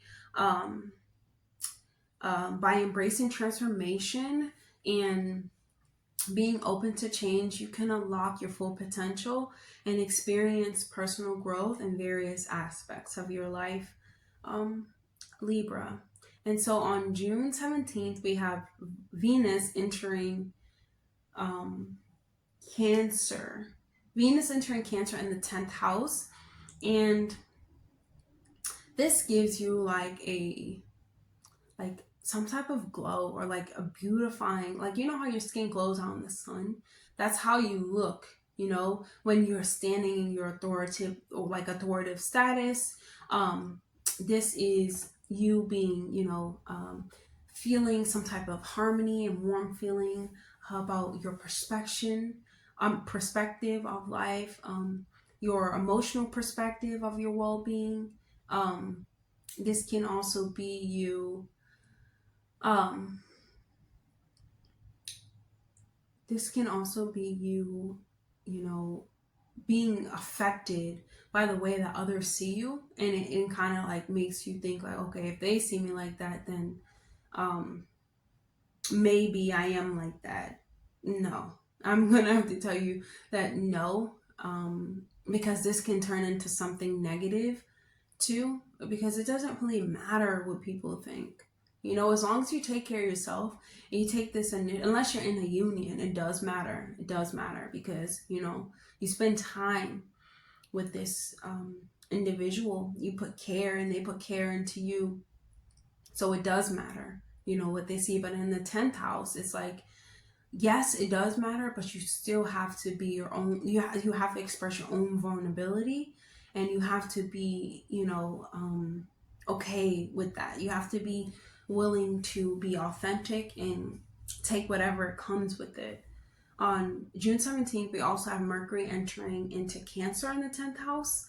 And this can be like an emotional detector. And you can use your intuition to make decisions. Your word is more comforting towards your father or any type of masculine energy, or even, you know, your children. Because, you know, Cancer is the mother, you know, so you can have the ability to like to say the right thing at the right time, and it can help you like structure your long-term goals. And then on June 20th, you have the sun entering into Cancer in the 10th house. And this is about you, you know, appearing to be gentle, you know, kind, sympathetic even, and a patient listener. But, you know, when someone asks you something, you can, you know, be like, oh, like, why are they asking me? Kind of like cranky, you know, because, you know, it's like, I got my own problems. I can't be worrying about what, you know, other people are trying to talk about, or, you know, it's kind of like the sun being in Cancer is funny. It's because you have this like vulnerability, but it's also like, no, that's not what you're going to do. You know, you're not going to get that sense of me. I'm going to like shut that off and close that off. So this may be some type of like self pity about like how the world is mistreating you and things of that nature. Because the sun in your the sun is in your 11th house, and you know, this can be like you listening to your like your soul family, or you know,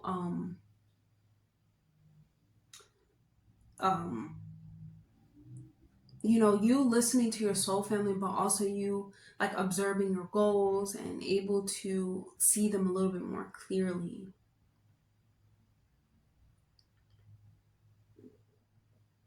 I'm sorry, the sun in the 10th house. So the sun in the 10th house is like, yeah, you being able to see your goals in such more clearly, but only listening to like soul family and soul friends, you know, that actually hold you dear to their heart. On June 21st, we have Capricorn. We have the full moon in Capricorn in your fourth house. So Libra, it's time for you to let go of family cycles by realizing your emotions could be so deeply attached, and excuse me, it's not always in the healthiest way. Maybe even moving from a home into something more stable, excuse me, that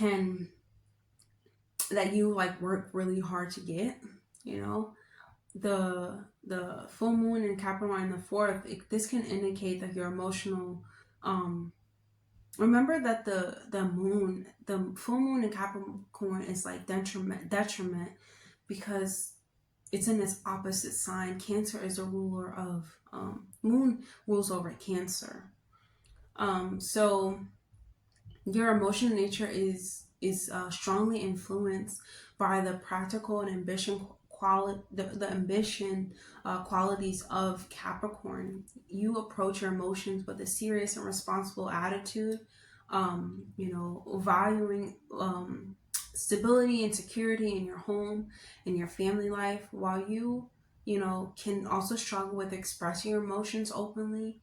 And creating a balance between your emotional needs and your responsibility is essential to, your growth as an individual, and also to your well-being. Yeah, because it's like, you know, it's like you want to be seen, but not for your emotional nature. You want to be seen as someone who actually works hard, it's empowered, is doing their, due diligence to get things done, is growing, is transforming in a way. But you're also vulnerable. You're also, you're you're ruled by Venus. You're loving, you're beautiful, you're nurturing, you're caring. Combining those two is what you need in order to really, feel like you are growing and you are moving in the right direction. This is really what you need to you know to grow overall. It's really what you need for your like physical well-being, your emotional well-being, your spiritual well-being, emotion, every type of every type of body, ethereal body, astral body. You have to acknowledge that you are sensitive in a way. So June 29th, you have Saturn turning retrograde in Pisces in the 6th house. And so this is time to get like yourself organized. It's time to get yourself like regenerated, start eating electric foods that help you, really raise up your vibration for your mind, body, soul, and spirit. And this is like a non-negotiable now. This is something that you must put into your daily practices. You have to put this into your daily practices because, like I said, the personal growth and well-being is the most important, vital, information that comes for this month. It's like your journey, your ambitions, your likes, your wants, your needs are able to be fulfilled through your personal growth, through the way that you see life, your willingness to be a student of life.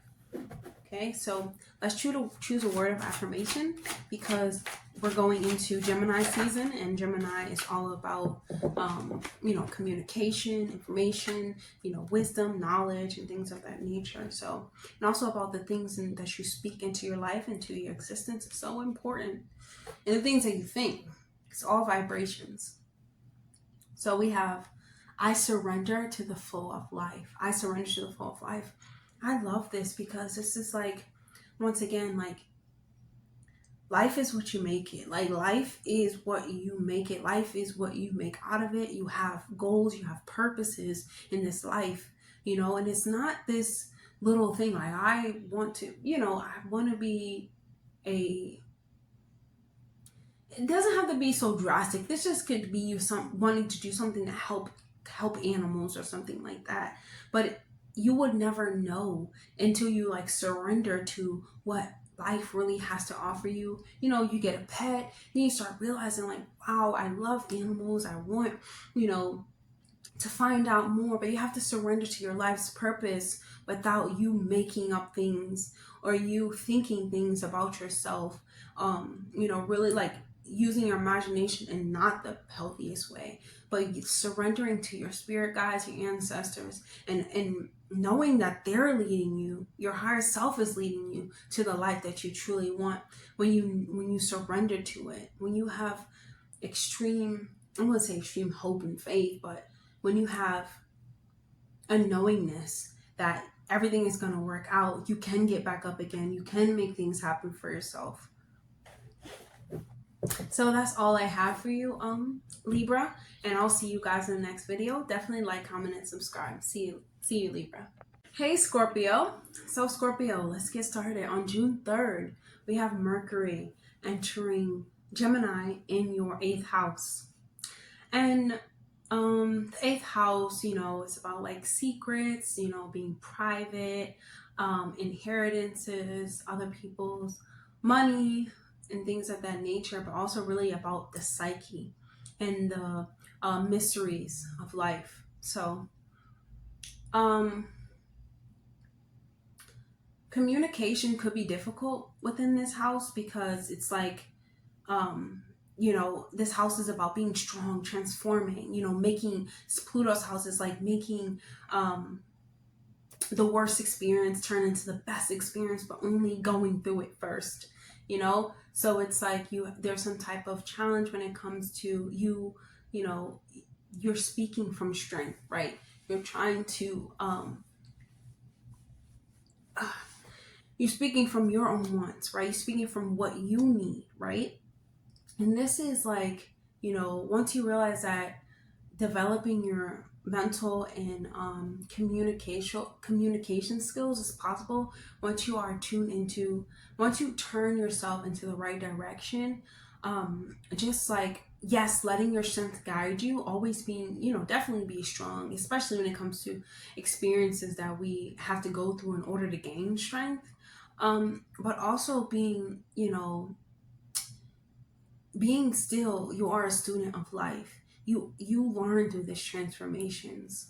And, you know, you wanting to talk about, you know, sexuality, intimacy, emotions, relationships, death, and you choosing different mental formulas to have in order to, you know, start researching, or, you know, start looking for this information. You could think a lot about like sexuality, and you could think a lot about intimacy and all of that things, but not really like wanting to do it, not really wanting to be intimate, not really wanting to participate in like sexual activities, but just knowing about it and learning about it. Like, what makes people think that I want to, that I want to be, you know, intimate with them? What are the emotions, you know, behind that? And on June 6th, you have the new moon in Gemini going into the 8th house. And this, you know, this moon is aligned with the Venus in Gemini, and it forms a square to Saturn in Pisces.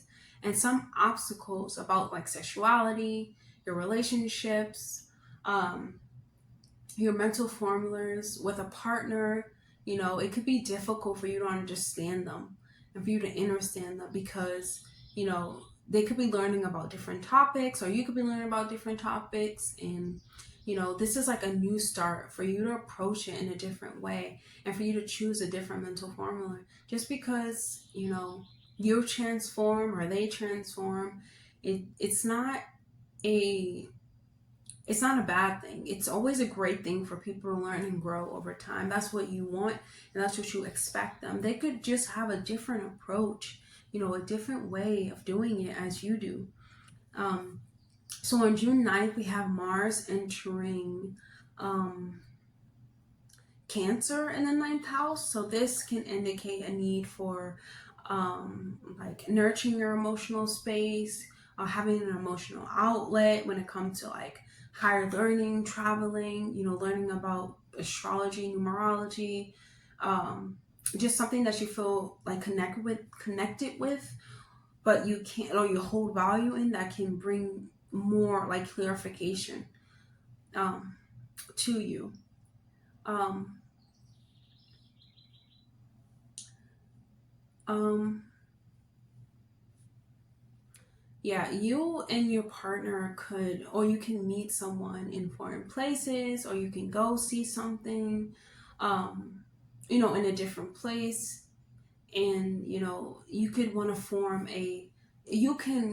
form or find a deep connection when it comes to traveling. It doesn't have to be like sexual intimate, but you just want to connect with others like on a deeper level, where you talk about life's mysteries and life's gifts and life, you know.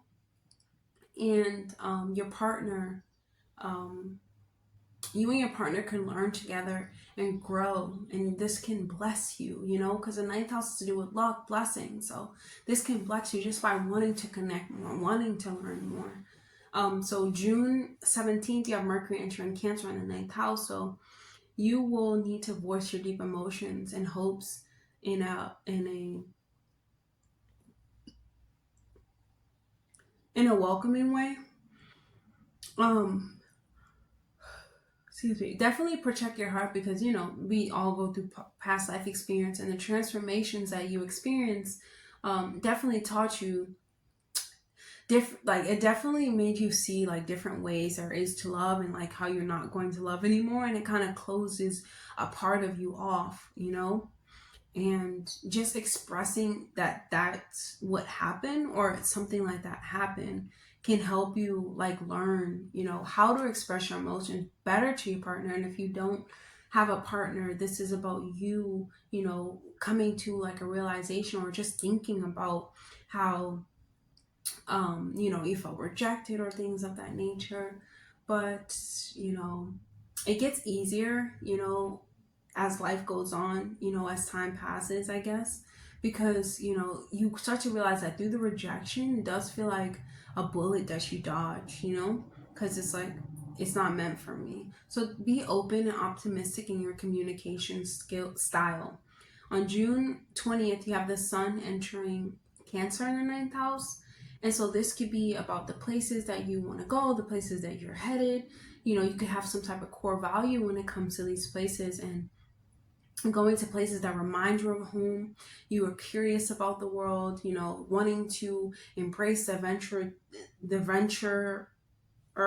within you, and the optimistic and like being optimistic in your journey, you know, becoming a guru of your own life, becoming a healer of your own life.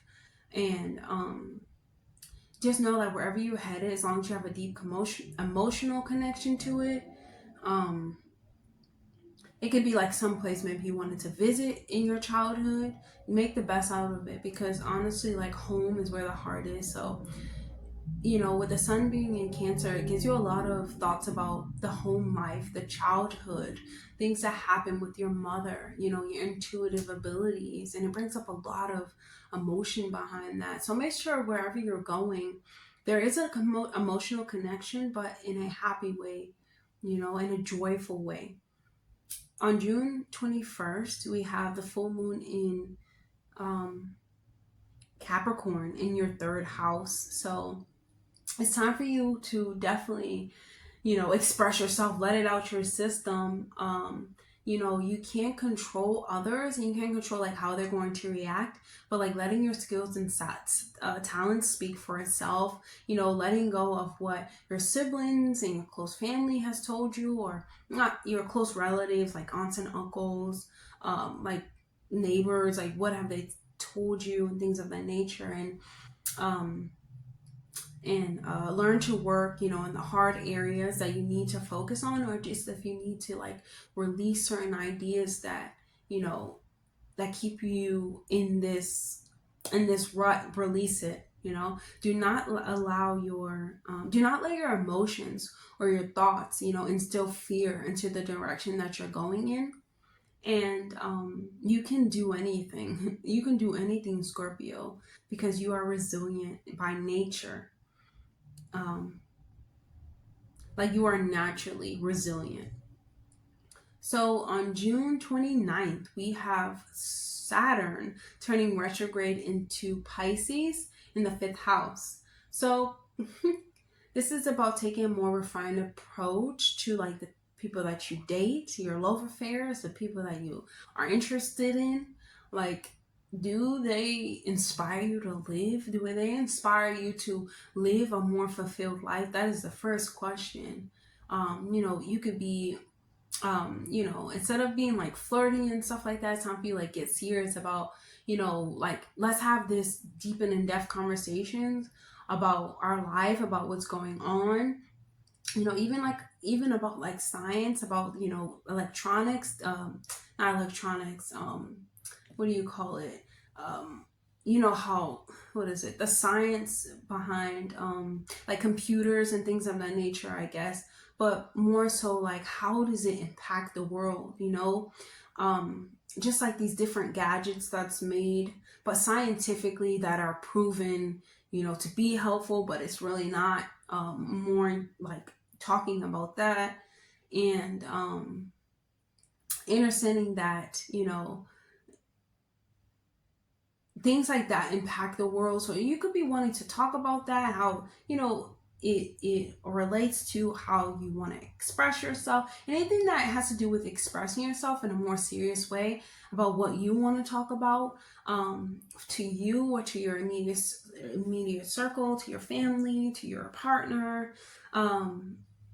Be real. Be honest about the things that you want to talk about. So let's choose a message from Mother of Affirmations, because we're going to Gemini season, and well, this is Gemini season, and you know, it's like Gemini is a sign that is about you know, communications, about thoughts. You know, it's about the things that you say to yourself, most importantly. So I feel like affirmations is the best way. So the affirmation that you have is, my intuition is leading me toward my true path. My intuition is leading me toward my true path. This is very true for you, Scorpio, because it's like when you learn to like let go and let live and live on, but live on in, yes, you know, you've been hurt, your heart has been broken, or you have been torn down in some way, yes, but also like knowing that it was meant for a reason. It's your guides, they lead you towards certain things because you're meant to learn certain things in this lifetime. In Scorpio, your learnings is definitely of the transforming and transmuting of energy, taking other people's energy and transforming it into something that strengthens you, that works for you, you know, that makes you, you know, sexually attractive and things of that nature. But it's like, it's all for a bigger plan. It's all for a grand plan. And you have to understand that wherever you're going, wherever you're leading to, wherever you see yourself at is meant for a reason. And you have to trust. You have to trust more than fear. And you have to trust more than have like anxieties of not wanting. And even if you don't feel like, I want to do this, like I want to be with this person, I love to be intimate, I love love and all of this stuff, like, you know, there's a bird there. It's like getting down to the deep nitty gritty to figure out why, because that's what your ancestors are here to do. You're here to heal an ancestral bloodline, but you're also here to further your life experience and to ascend. So you must trust in that you can do this and that you are doing it, because you are. That's what you're here fulfilling, you know? So that's all that I have to say for you, Scorpio. And I'll see you guys in the next video. Definitely like, comment, and subscribe. Please, I'll see you in the next video. Bye-bye. Hey, Sagittarius. So, Sagittarius, on June 3rd, you have Mercury entering Gemini in the 7th house. And this is about, you know, you opening up conversations with your partner, your best friend, or, you know, just let's say a love interest or something like that, an ex even. And you're having this open, you know, an intellectual conversation. You're using your mental, you know, power, and you're actually enjoying these conversations because you love like mental stimulation, you know, and well, Gemini loves mental stimulation, but you love that when it comes to relationships. Like you want to talk about things that are, you know, of like higher knowledge. You want to speak about knowledge, you want to learn, you want to collect, you know, different types of information, right? And this is just about you just enjoying these conversations. And then on June 6th, you have a new moon in Gemini in the 7th house, and this moon is conjuncting Venus in Gemini, but it also forms a square to Saturn in Pisces. And it's like these can bring some blocks in communication, some misunderstanding in communications, some fears and anxieties about the things that you are talking about, you know, because when your relationships, they, you know, you want to be able to talk about certain things, but sometimes people feel as though it's targeted at them or it's triggering for them, right? And so this is like you know, being able to exchange ideas, express your ideas, having like a new start when it comes to like embracing the adaptable nature and finding a partner like who can keep up with your curiosity and your intellectual abilities, you know, just trying to create like a harmonious and fulfilling relationship. When you're able to share and you're able to just lay everything out on the table, have a fresh start with the intention of growth. On June 9th, you have Mars going into Taurus in the 6th house. And so slow and steady wins the race. So this can be you having a lot of like cravings. You know, Mars and Taurus is like, I'm hungry and I'm hungry now. I have energy to eat, you know, but you also have energy to work out. So try going for a run or going, you know, doing some squats, doing some push-ups, doing something definitely active, going out and running outside in nature, working out outside in nature, climbing a tree in nature, just walking barefoot in nature, some type of, you know, like, what is this, like boxing and things of that nature, and just like using your energy to you know, run, to just do something like active, because you're going to be hungry and you're going to have like this excessive hunger where you're like, why am I so hungry? And it's in the 6th house, so you want to make sure that like these are day-to-day habits, so you want to make sure that you're eating things that are electrical and they give you and they feed your vessel, you know, and they help you like, you know, push forward. Or you can even do things like, I'm not push forward, but it helps you, you know, things that give you more energy, like fruits and vegetables, you know, drinking water and things of that nature. You want to make sure you're doing this every single day too. And you know, even pushing like someone like a elderly woman across the street, you know, or helping them carry their bags or doing things like that. It's really helpful with this, with Mars in the 6th. On June 17th, we have Venus entering Cancer in the 8th house. And so this is like you like trying to turn inward, right? And trying to reflect, and then trying to reflect it like externally, like towards the other person, saying, you know, like, you're this, you're that, but you know, or like your emotions and the way that you feel is because of this other person.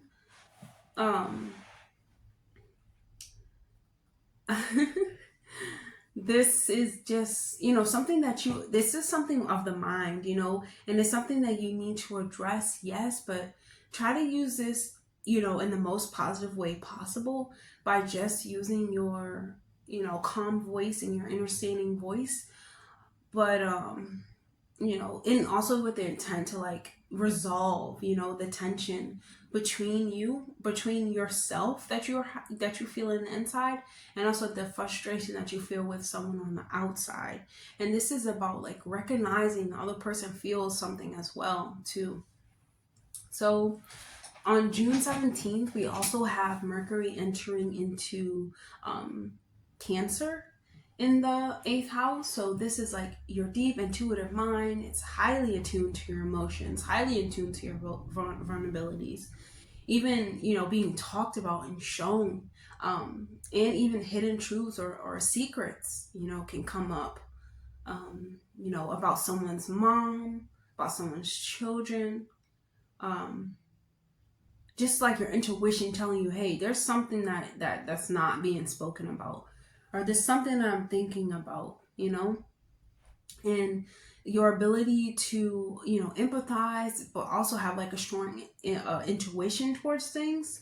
You know, your interest in uncovering the mysteries of life will help you have a, you know, a better perspective. It can give you, you can be an insightful communicator, but you have to embrace your emotional intelligence and your emotional body and use it to navigate the depths of your mind. You can unlock your full potential in the most, you know, positive and profound way.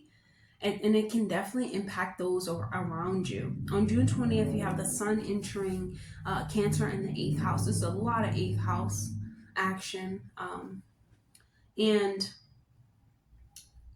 this is, maybe you don't want to face certain responsibilities, or you don't want to face, you know, what the outside world or what your partner or someone is telling you. You don't want to, you know, face with the mother, or, you know, a female energy is actually, you know, how maybe they need to grow up or they need to be more mature. It's something about, you know, someone that is a female needs to be like transformed. And you know, maybe they're really like over dependent on you, or you're over dependent on them in a most like the emotional way where it's really not that healthy. And you know, this is about you doing better for yourself, because it will urge them to do better for themselves as well. And also recognizing your needs for like comfort, safety, and feeling you know, secure and familiar with your surroundings. This can also help you form a stronger bond, you know, when it comes to like listening and being open to help people, to what others have to say, because it could be something to help you transform your mind. And you could feel a deep connection to your family, your home life, maybe even, you know, gain some inheritance. And you're naturally like nurturing and sensitive during this time. And it's time to like embrace the transformative nature and dive deep into your emotions and confront your fears. And don't be afraid to change, because 8th house is, you're going to change. Something in your mind will finally click, you know, and it's something that is a core and vital information that has to do with you and yourself and your like inner workings. You're in a universe. You're always evolving, always. So it's time to learn more about yourself and the world around you without the pressures of like family opinions too, and being open to change. You know, this can be like some pressures, like when it comes to like the mother too. So on June 21st, full moon in Cancer in your 2nd house. So this is feeling the need to like work hard to obtain your financial goals, letting go of something that does not serve you anymore. This can mean you have like to structure your finances better, be better at setting, you know, saving, spending, and be in order to meet the goals that you do have, the financial goals that you do have. And you have to build up your self-confidence, because your self-confidence does play a part in how you make income. Being able to tackle any goal with resilience in order to meet success.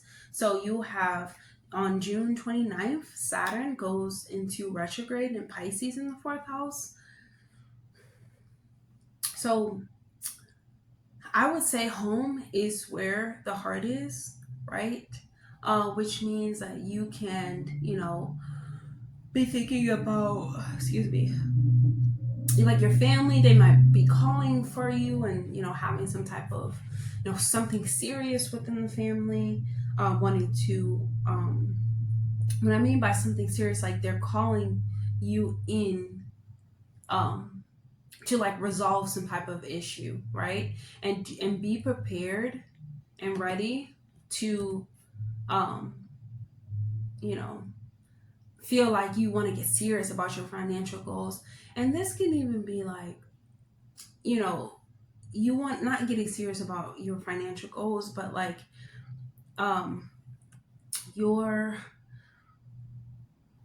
your family, they want you to serve them in some type of way, but be making sure that they're doing the same thing for you. You know, like they want you to just drop everything and go see what's going on with them, and making it sound so serious, but it cannot even be. You know, it could just be some type of self undoing tendency that they have, but they want you to come and go over it with them. But you have to focus on yourself right here. I mean, this month, Sagittarius, and about the things that you're curious about, and about the things that you want to learn, and the thing that you need to transform. So let's choose a message from, we're going into Gemini season. So I'm going to choose an affirmation that you and your partner could say, because you have a lot of action in the 7th house, but also the 8th house. So this is partnerships, you know, this is another person.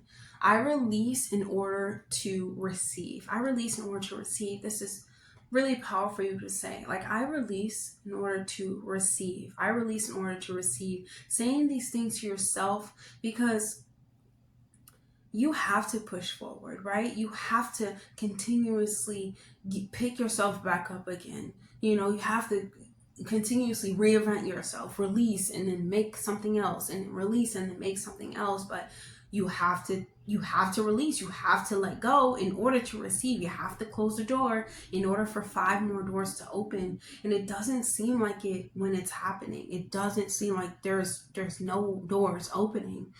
But that's when you turn inward and you're like, maybe I need to change my mind. You know, maybe I need to just release and surrender to myself and my teachings and start caring about what I'm saying and what I need to, you know, focus on what I'm thinking. And it's like your ancestors, your higher self, all of them, they always work with you to bring the best out in you. But you have a mission that you need to go towards. And you can only go towards it when you're in the space to receive, when you're open and you're optimistic, as it is in your nature. And you're curious about life. And you start seeing signs, symbols, and you start really understanding things on higher levels. You're ruled by Jupiter. You understand that there's more than life, and you must release old belief systems in order to receive blessings, right? So that's all I have for you, Sagittarius. So please like, comment, and subscribe, and I'll see you guys in the next video. Hey, Capricorn. I almost said Aquarius. Capricorn, okay? So Capricorn, let's talk about the transits we have. So on June 3rd, Mercury is going into Gemini in your 6th house. So you could be trying to like find some solutions to certain problems, health problems. You can be, you know, trying to figure out how to lose weight or something like that, or trying to figure out, you know, how I can gain muscles, being more practical about situations, and favoring like information over like self-analyzing, self-criticizing, making decisions. Can help ease your mind over time. Like just making a decision, okay, I'm going to start by doing this one thing and let's see how it works out. Maybe cutting out gluten or something like that. And then June 6th, you have the new moon in your 6th house. So your emotions are, you know, surely influenced by your daily routines, your work environment, and the health habits that you have.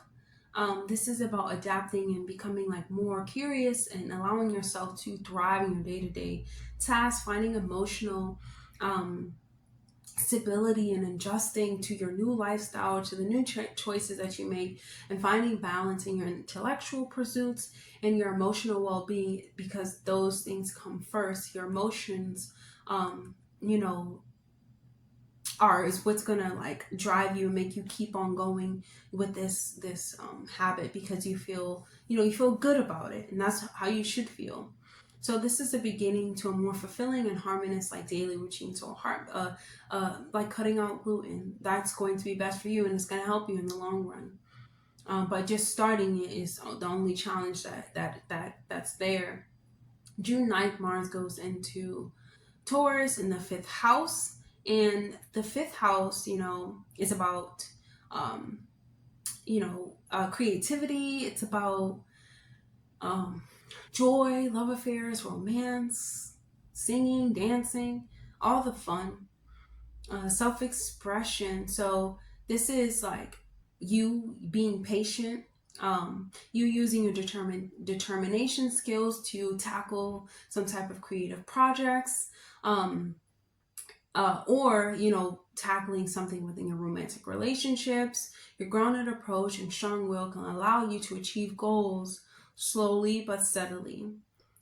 Your desire for stability and pleasures can influence your choices that you make with your children, your love, the way you self-express. Embracing your determination and persistence can lead you to like more rewarding experiences. So just being like determined in a way, and also Mars in in Taurus in the 5th house. So just try to like avoid giving like your children like candy, or giving them like a lot of ice cream, anything like really sweet, because like Mars and Taurus, like you could be really hungry. This is why it's important when you're making those daily routines. If you have children, make sure they're like cutting out gluten too. Even if it's not forever, just do it in trial and error and see how it affects them. But definitely refrain from giving them like a lot of sweets during this time, because they could also be really hungry too. June 17th, we have Venus going into Cancer in your 7th house. So this is about you wanting a loving partner, a warm partner, someone who's gonna cuddle up with you and look beautiful, probably have a whole face of makeup on, but be under the covers with you, And this is about you having a nurturing partner. You could be wanting to nurture, be sensitive towards your partner, and have a deep connection with your partner at this time. Even if you're not in a relationship, you could be like looking for a partner that aids in your sensitive nature, or you like sensitive partners. You want a partner who takes care of you, is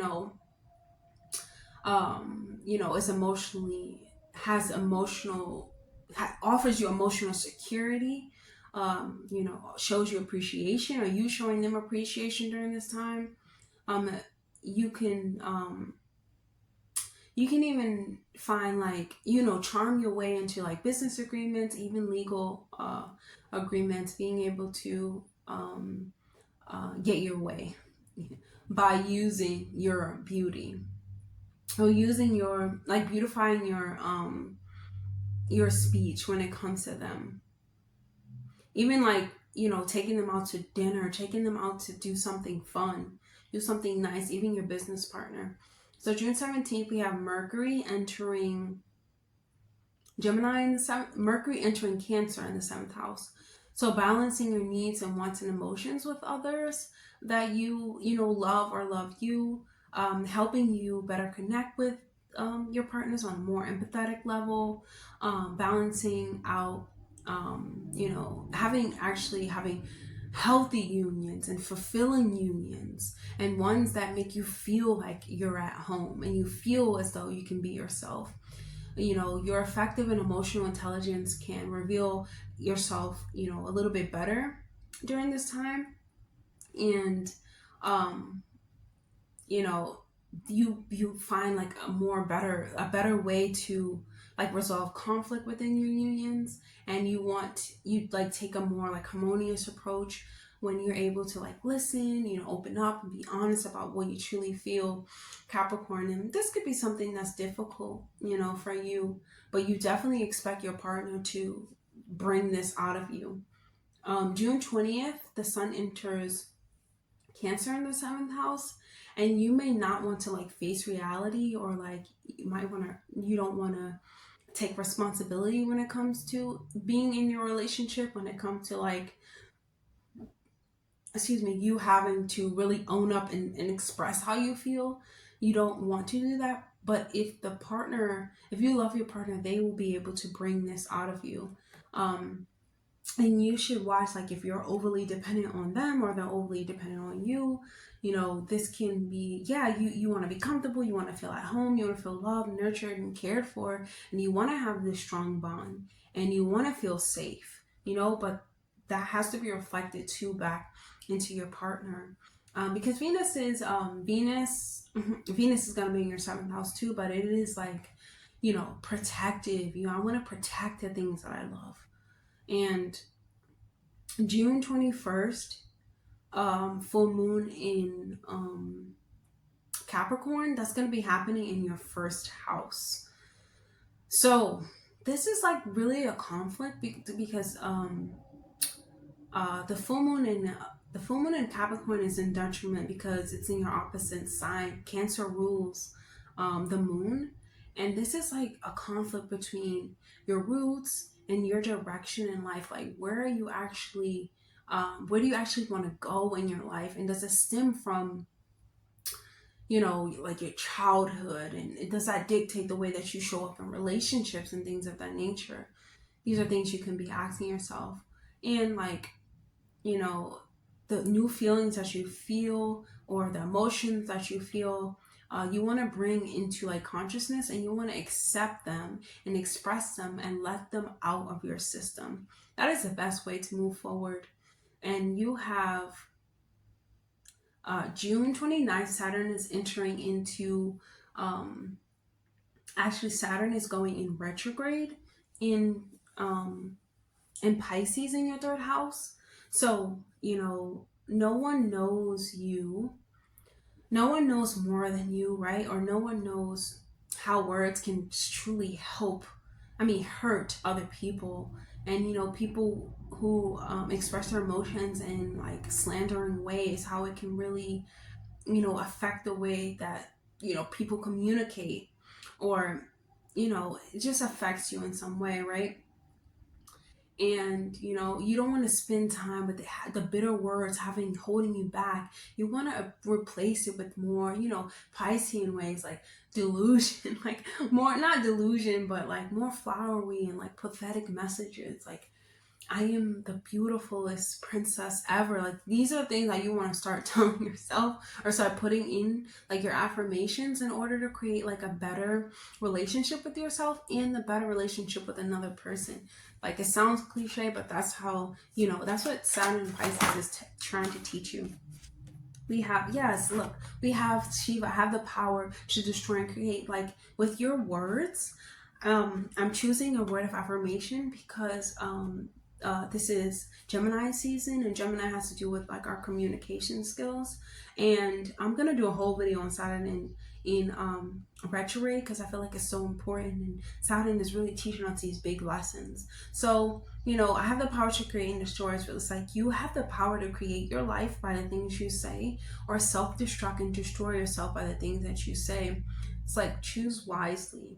And Shiva is a protector. You know, Shiva, you know, this energy shows up, and it's very protective. It's oneness, it's wholeness. It's like, for me, Shiva is my protector, my lover, all of it, you know, one that sits like here. But it's like, use your words, Capricorn, to express yourself in your vulnerability in the most glossiest, smoothest way possible.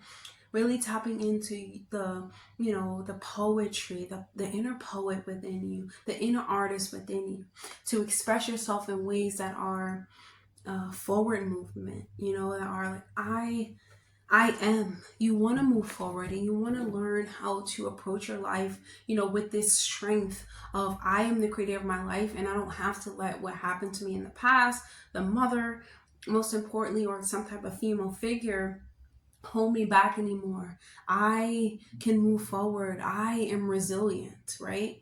And that's what Shiva comes here, like, I am resilient. I am powerful. Powerful, you know, I can destroy and burn illusions, right? And so that's all I have for you, Capricorn.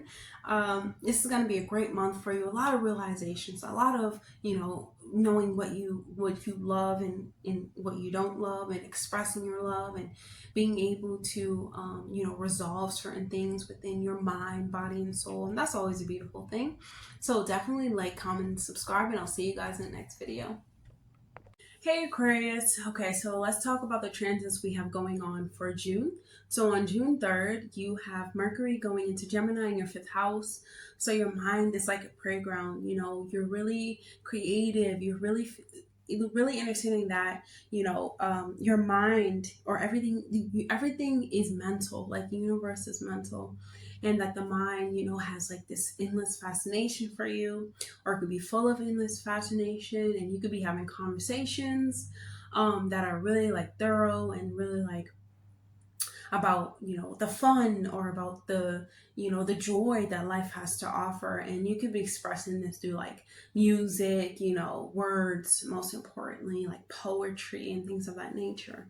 And then June 6th, you have a new moon in Gemini in the 5th house. And this aligns, this conjuncts Venus in Gemini, but it forms a square to Saturn in Pisces. And you will be like, really aware of your need for outside approval, or approval to those that are around you, wanting feedback from them. And even when it comes to like your creative nature, wanting them to be proud, before you could really feel like, wow, I'm proud that I've done this. I'm proud that I make this. This is a really passionate time for you, and a time where you will feel like really bold, and you'll have this great feeling when it comes to yourself, and you just want to take advantage of this, because this, it helps boost and rebuild up your confidence. On June 9th, we have Mars going into Taurus in the 4th house. So you could be wanting to eat a lot at home, right? Wanting to eat a lot of home cooked meals, right? Ready to like get up and start making home cooked meals. But your home life is deeply rooted in your emotions. It comes into your personal life. You could be cooking like a recipe that your mom made or your grandma made, or some type of some following a recipe or something like that. But you just cooking, you feeling strong, able to endure a lot more when it comes to like taking charge of certain things, even when it comes to like around your mother, or some type of feminine energy. And so this is, you really wanting to create like a stable home foundation. You want it to feel like, when, like it felt when your grandma was there, or, just feeling more homey and more stable, a more secure environment. And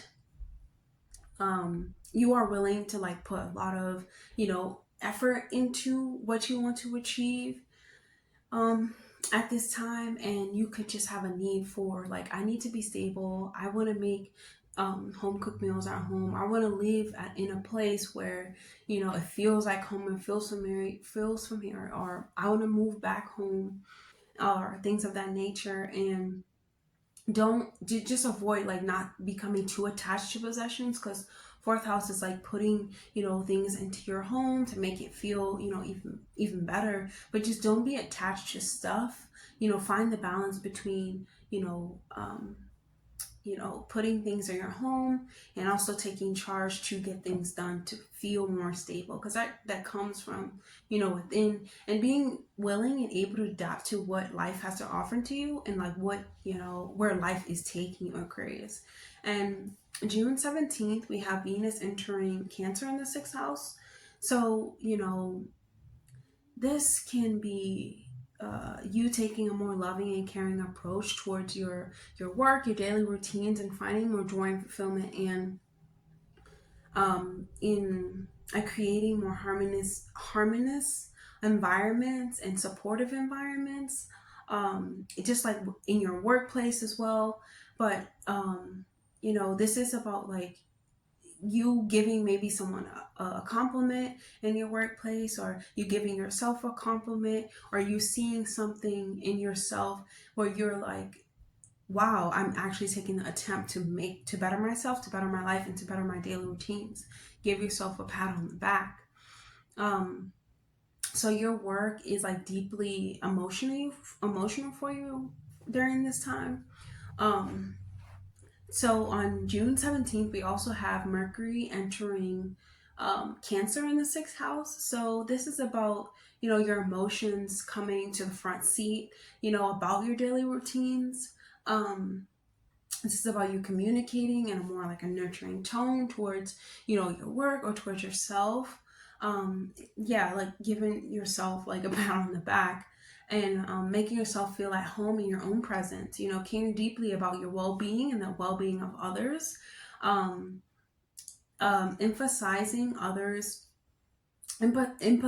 with others like on a deeper level, because your mind can be like a roller coaster at times. And you know, a roller coaster when of like emotional thoughts, or like where they're stemming from, or being overwhelmed by it and causing you like to have anxieties. And this is about like finding between your emotion, a balance between your emotions and your thoughts, you know, of the mind. And also you analyzing your emotions with your mental power, you know, like combining your heart and head, you know, when it comes to like making choices and your daily decisions. Like today I choose to be happy, right? Or today I choose to love myself. um you can allow yourself to, like, you know, allow your mind a break, you know, and get some rest. Most importantly, sleep, you know. And then on June 20th, we have the sun going into Cancer in the 6th house. And that is you know, you're a nurturing soul, Aquarius. And, you know, you're always that friend that's always going to lend on a hand. You're always that friend that was always willing to help, you know, wanting to cook a nutritious meal, wanting to eat something that, you know, other people, makes them feel good about themselves, or makes them, or it expresses the appreciation that you have towards them. And this is about like you reminding them to take care of their bodies, but also you taking care of your body as well. You know, reminding your family, your mother or something like that, to go for a walk for today. You know, spend time in nature, and you know, doing this with them as well. You can you could be reminding them like health is wealth, and that your body, you know, is like your foundation to like a healthy lifestyle, and also to, you know, everything. You know, your body is everything. And you know, that could be like a really successful day when it comes to, you know, you remembering and reminding them that, you know, this is about them taking care of their inner self and their inner soul in order for it to reflect in their workplace, in their life, and things of that nature. So on June 21st, you have the full moon in Capricorn in the 12th house. And the full moon in the 12th, like, this is about your emotional reactions, you know, I know they're often like measured and also like thought about, and you know, being kept under lock and key. Or you could be someone who's really emotional and uh really takes things, you know, to the heart, and take everything, um um like, I wouldn't say take everything to the heart, but if someone says you can't do something, you're going to prove them wrong, and you will spend time doing that. So, you know, your emotions could be under lock and key, you know, buried deep within, you know, yeah, the room of the 12th house. Like, this is like subconscious. These are subconscious, you know, patterns and things of that nature. And, you know, being secretive and about it, and finding yourself in solitude a lot. So you don't have to explain, you know, what you really want to explain. Um, and you know, structure and stability. But the 12th house is, you know, it's really an archetype that can help you build what you want to build, because you have to go deep underneath the surface to unfold, you know, certain things that you have been pushing down for so long. And it comes up, you know, during this moon. And it's especially going to come up in July, because we have a full moon in Capricorn again, but it's at 29 degrees anaretic degree. So it's like really, you know, it's substantial. But it's just about making you like feeling, oh, I have to make a decision, I have to do this. But you know, with the full moon in the 12th, this is about like your dreams can become a reality, and actually building toward and having like a structure plan when it comes to building towards your dreams, or building towards anything, whether it's emotional intelligence, you know, whether it's the home, moving, anything. It always starts within, you know. And like, keep pushing forward, because you know, you have to, you're resilient, and you can make anything possible happen. when you're ready to go inward, take the journey inward. And June 29th, you have Saturn turning retrograde in Pisces in your second house. And so this has to do with like you thinking about, money, getting serious about, how can I make money, getting serious about your self-worth, thinking about like what's in your bank account, like how you've been spending, how you've been saving, getting serious about, a savings plan, or getting serious about what needs to get in order for you to get like the financial abundance that you are truly seeking, and that you feel can bring you like confidence, that can bring you a lot of self-worth. I will tell you that the 12th house, you have to go in deep, dig deep for these things, and you have to build up your confidence in order to truly feel like you deserve the income that you're looking for, and you saving towards a goal. So let's choose a word of affirmations. We're going into Gemini season, so I thought, hey, Gemini has to do with communication, and it has to do with the mind, and also how you articulate your thoughts, and affirmations is the best way. So you have, I am grounded and centered. And I feel as though this is mother of affirmations. I feel as though you should definitely say this, I am grounded and centered, meaning because the journey that you do take in the 12th house, that involves solitude and arouse like deep thinking, and like self-undoing, and like just no ego, there's no fixed, because this there's nothing egotistic about the 12th house. There's only you and you and you, your shadows, your inner work, your healing journey. And just being grounded and centered when it comes to this, like spending time in nature, so it can feed you back what you have kept hidden or suppressed for so long. You have to hug trees, sit in nature, especially now, June, like, is the best time for these things. Spend time in the sun, go hiking, just recenter yourself, and realize that it starts with you and it ends with you. So that's all I have for you, Aquarius. Definitely like, comment, and subscribe, please, and I'll see you guys in the next video. Pisces. Okay, so Pisces.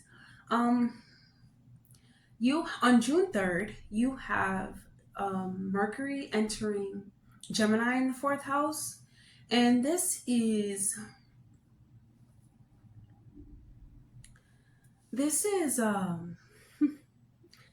you having, these ideas, these thoughts and stuff like that, which is like really impressive to you. You feel as though, wow, maybe my ancestors gave me this type of knowledge, or maybe I am a mental genius or something of that nature, and your mind is moving so fast with ideas, and you feel like I can get all of them done, I can catch them all, I can do it. But it's really hard for you to just focus on one thing. I know, being a Pisces rising, like now I'm just like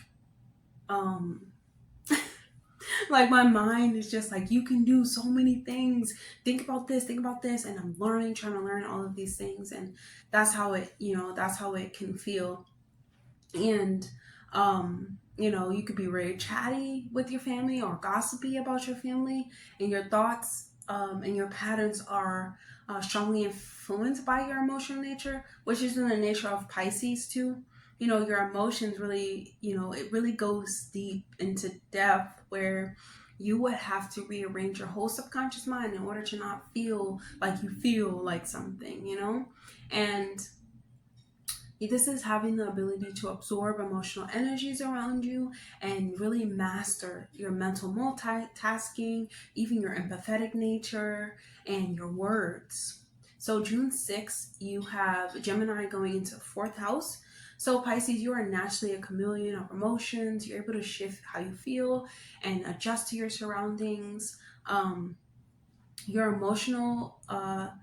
emotions are like stimulated by thoughts, ideas, and especially feelings. So maybe even about your family, your children, your mother, or some type of female or feminine energy, some type of goddess energy. And Like you become curious about all things, your ancestry, your bloodline, your, you know, lineage. Where do you come from? Where, you know, where is home, your childhood, all of these things. How did your childhood like affect your life? And these are new ideas, new thoughts, you know, that really get you to approach approach your deep emotions and approach your vulnerabilities, in being able to talk about them. Even if you're not able to talk about them with family, you're able to talk about them with a loved one. Fourth house is a loved one, um, someone who loves you, and it's vice versa. It doesn't have to be a family member. So, but definitely this is the mother or female energy, and just learning different ways to develop on the teachings that you already were taught in childhood. And but remembering that you can't fix or put together pieces within your own roots, because like you are a piece of it. So you have your own, you know, path to follow in order to honor your ancestors and honor your life experience. And you are your ancestors, because I believe your ancestors are like our stream of you know, energies, right? And they all exist within you, around you, over you, under you, all types of, you know, they're all within you. And you can really grow and deeply feel deeply moved by your emotions during this time, you know, through your experiences. And you can feel like, you know, I can honor my ancestors just by uh, me feeling positive about them, me feeling a way about them. And so on June 9th, we have Mars entering Taurus in the third. So you could have set your mind on a goal and you look forward to achieving it. And you have this drive and you have this energy to, you know, move forward and being able to talk about it, you know, tackle a writing project, write, speak, um, um, you know, journaling, things of that nature. And it can be really hard. It can be really hard for you to, um, like have these thoughts like subside. These are thoughts that are constantly going and going.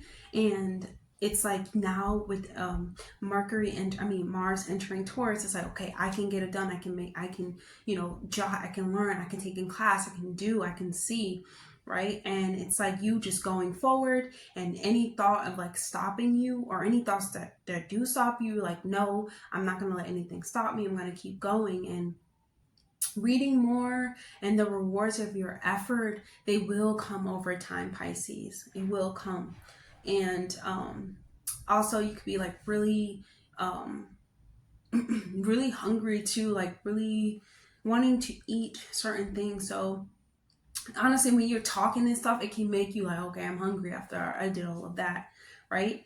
And then we have June 17th, Venus goes into Cancer in the fifth house. And in the fifth house, this is, you know,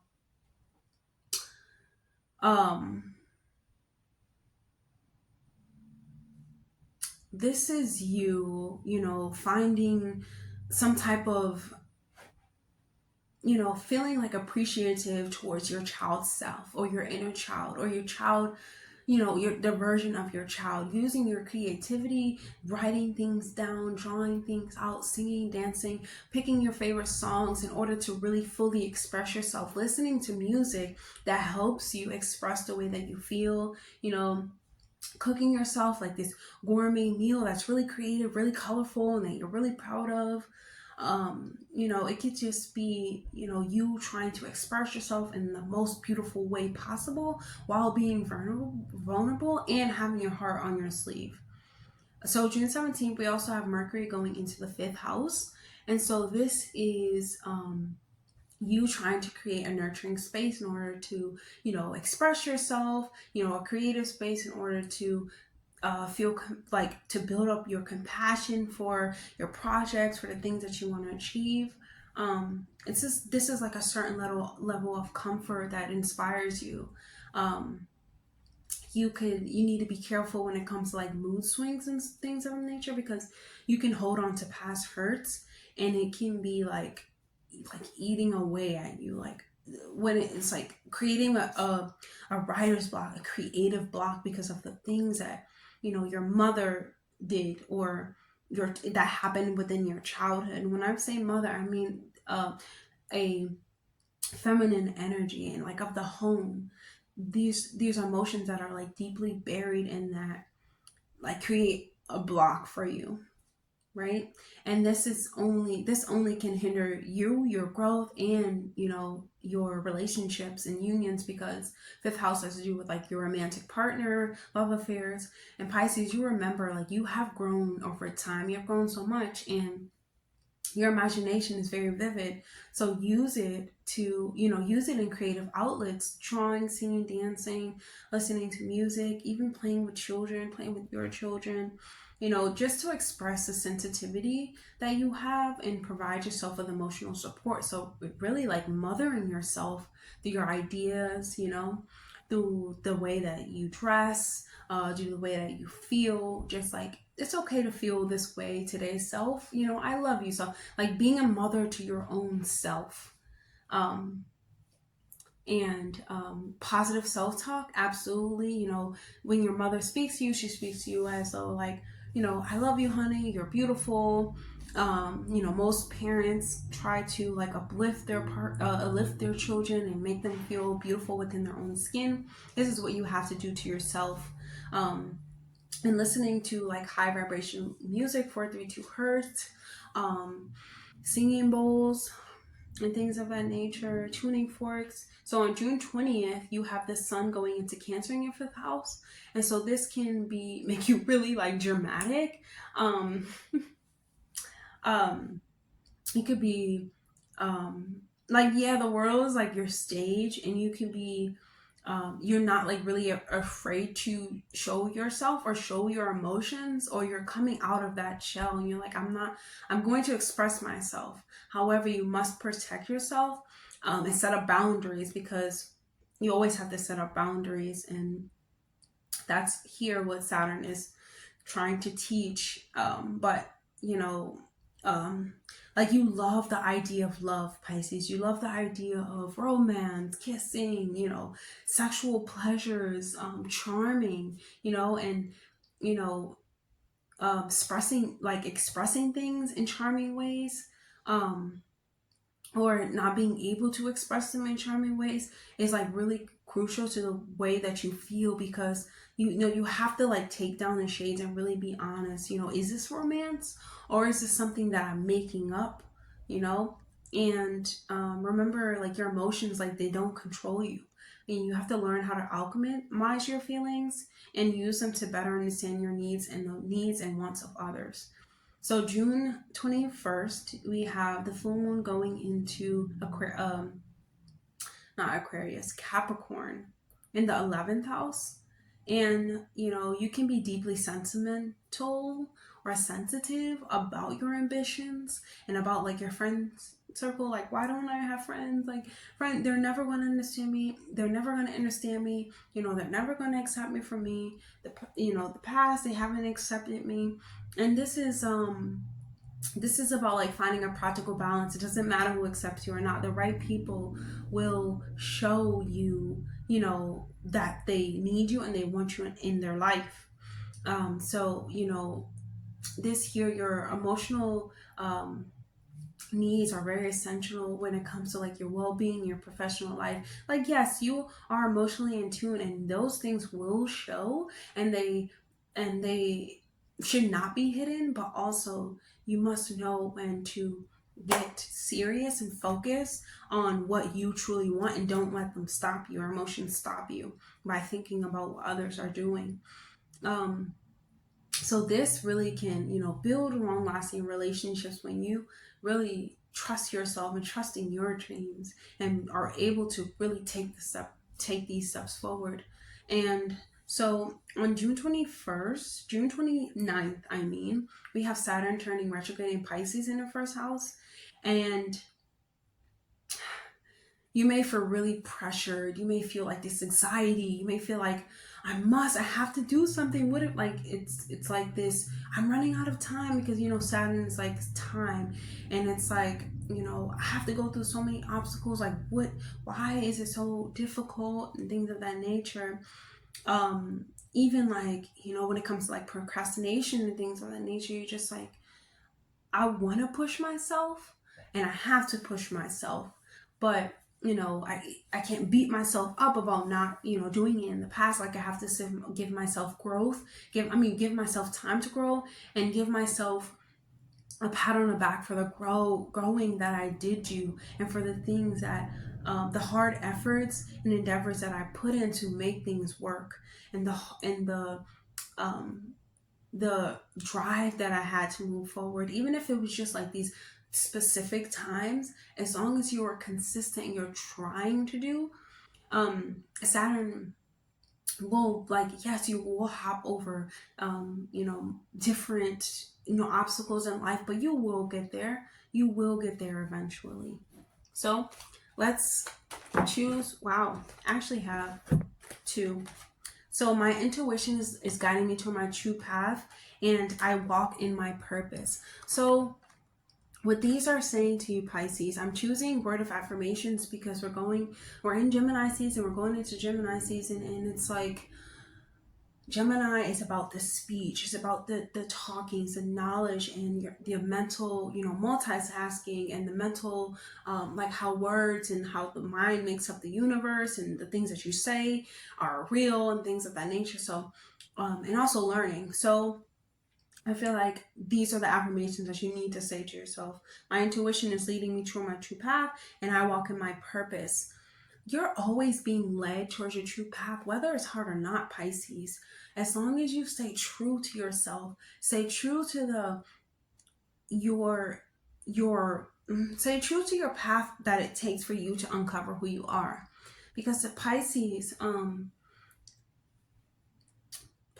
like, you may have let others like dictate your life, get them to transform. You may have camouflaged into others, and you lost yourself along the way. And now it's time for you to like really uncover who you are and really walk in that purpose. That is the purpose. The purpose is to uncover who you are, so that you can understand that you're here for a much bigger purpose than you were led to believe. And people will fall away. Things will fall away that do not align with your path and your intuition, your inner knowing. Pisces rules the 12th house. So your inner wisdom, spending time in solitude, this. You're going to be led to this. And you have to trust more than you fear, because Saturn is about like fear and anxieties, and about having you think that nothing is happening because, because nothing is happening fast. It's slow. It's a slow process, but it takes a lot of effort, a lot of understanding, a lot of knowing to make these things possible. And so you just have to understand that you are being led towards the right path, and that you are walking your purpose, and let your intuition and your guides guide you. That's all I have for you, Pisces. Definitely like, comment, and subscribe, please, and I'll see you guys in the next video.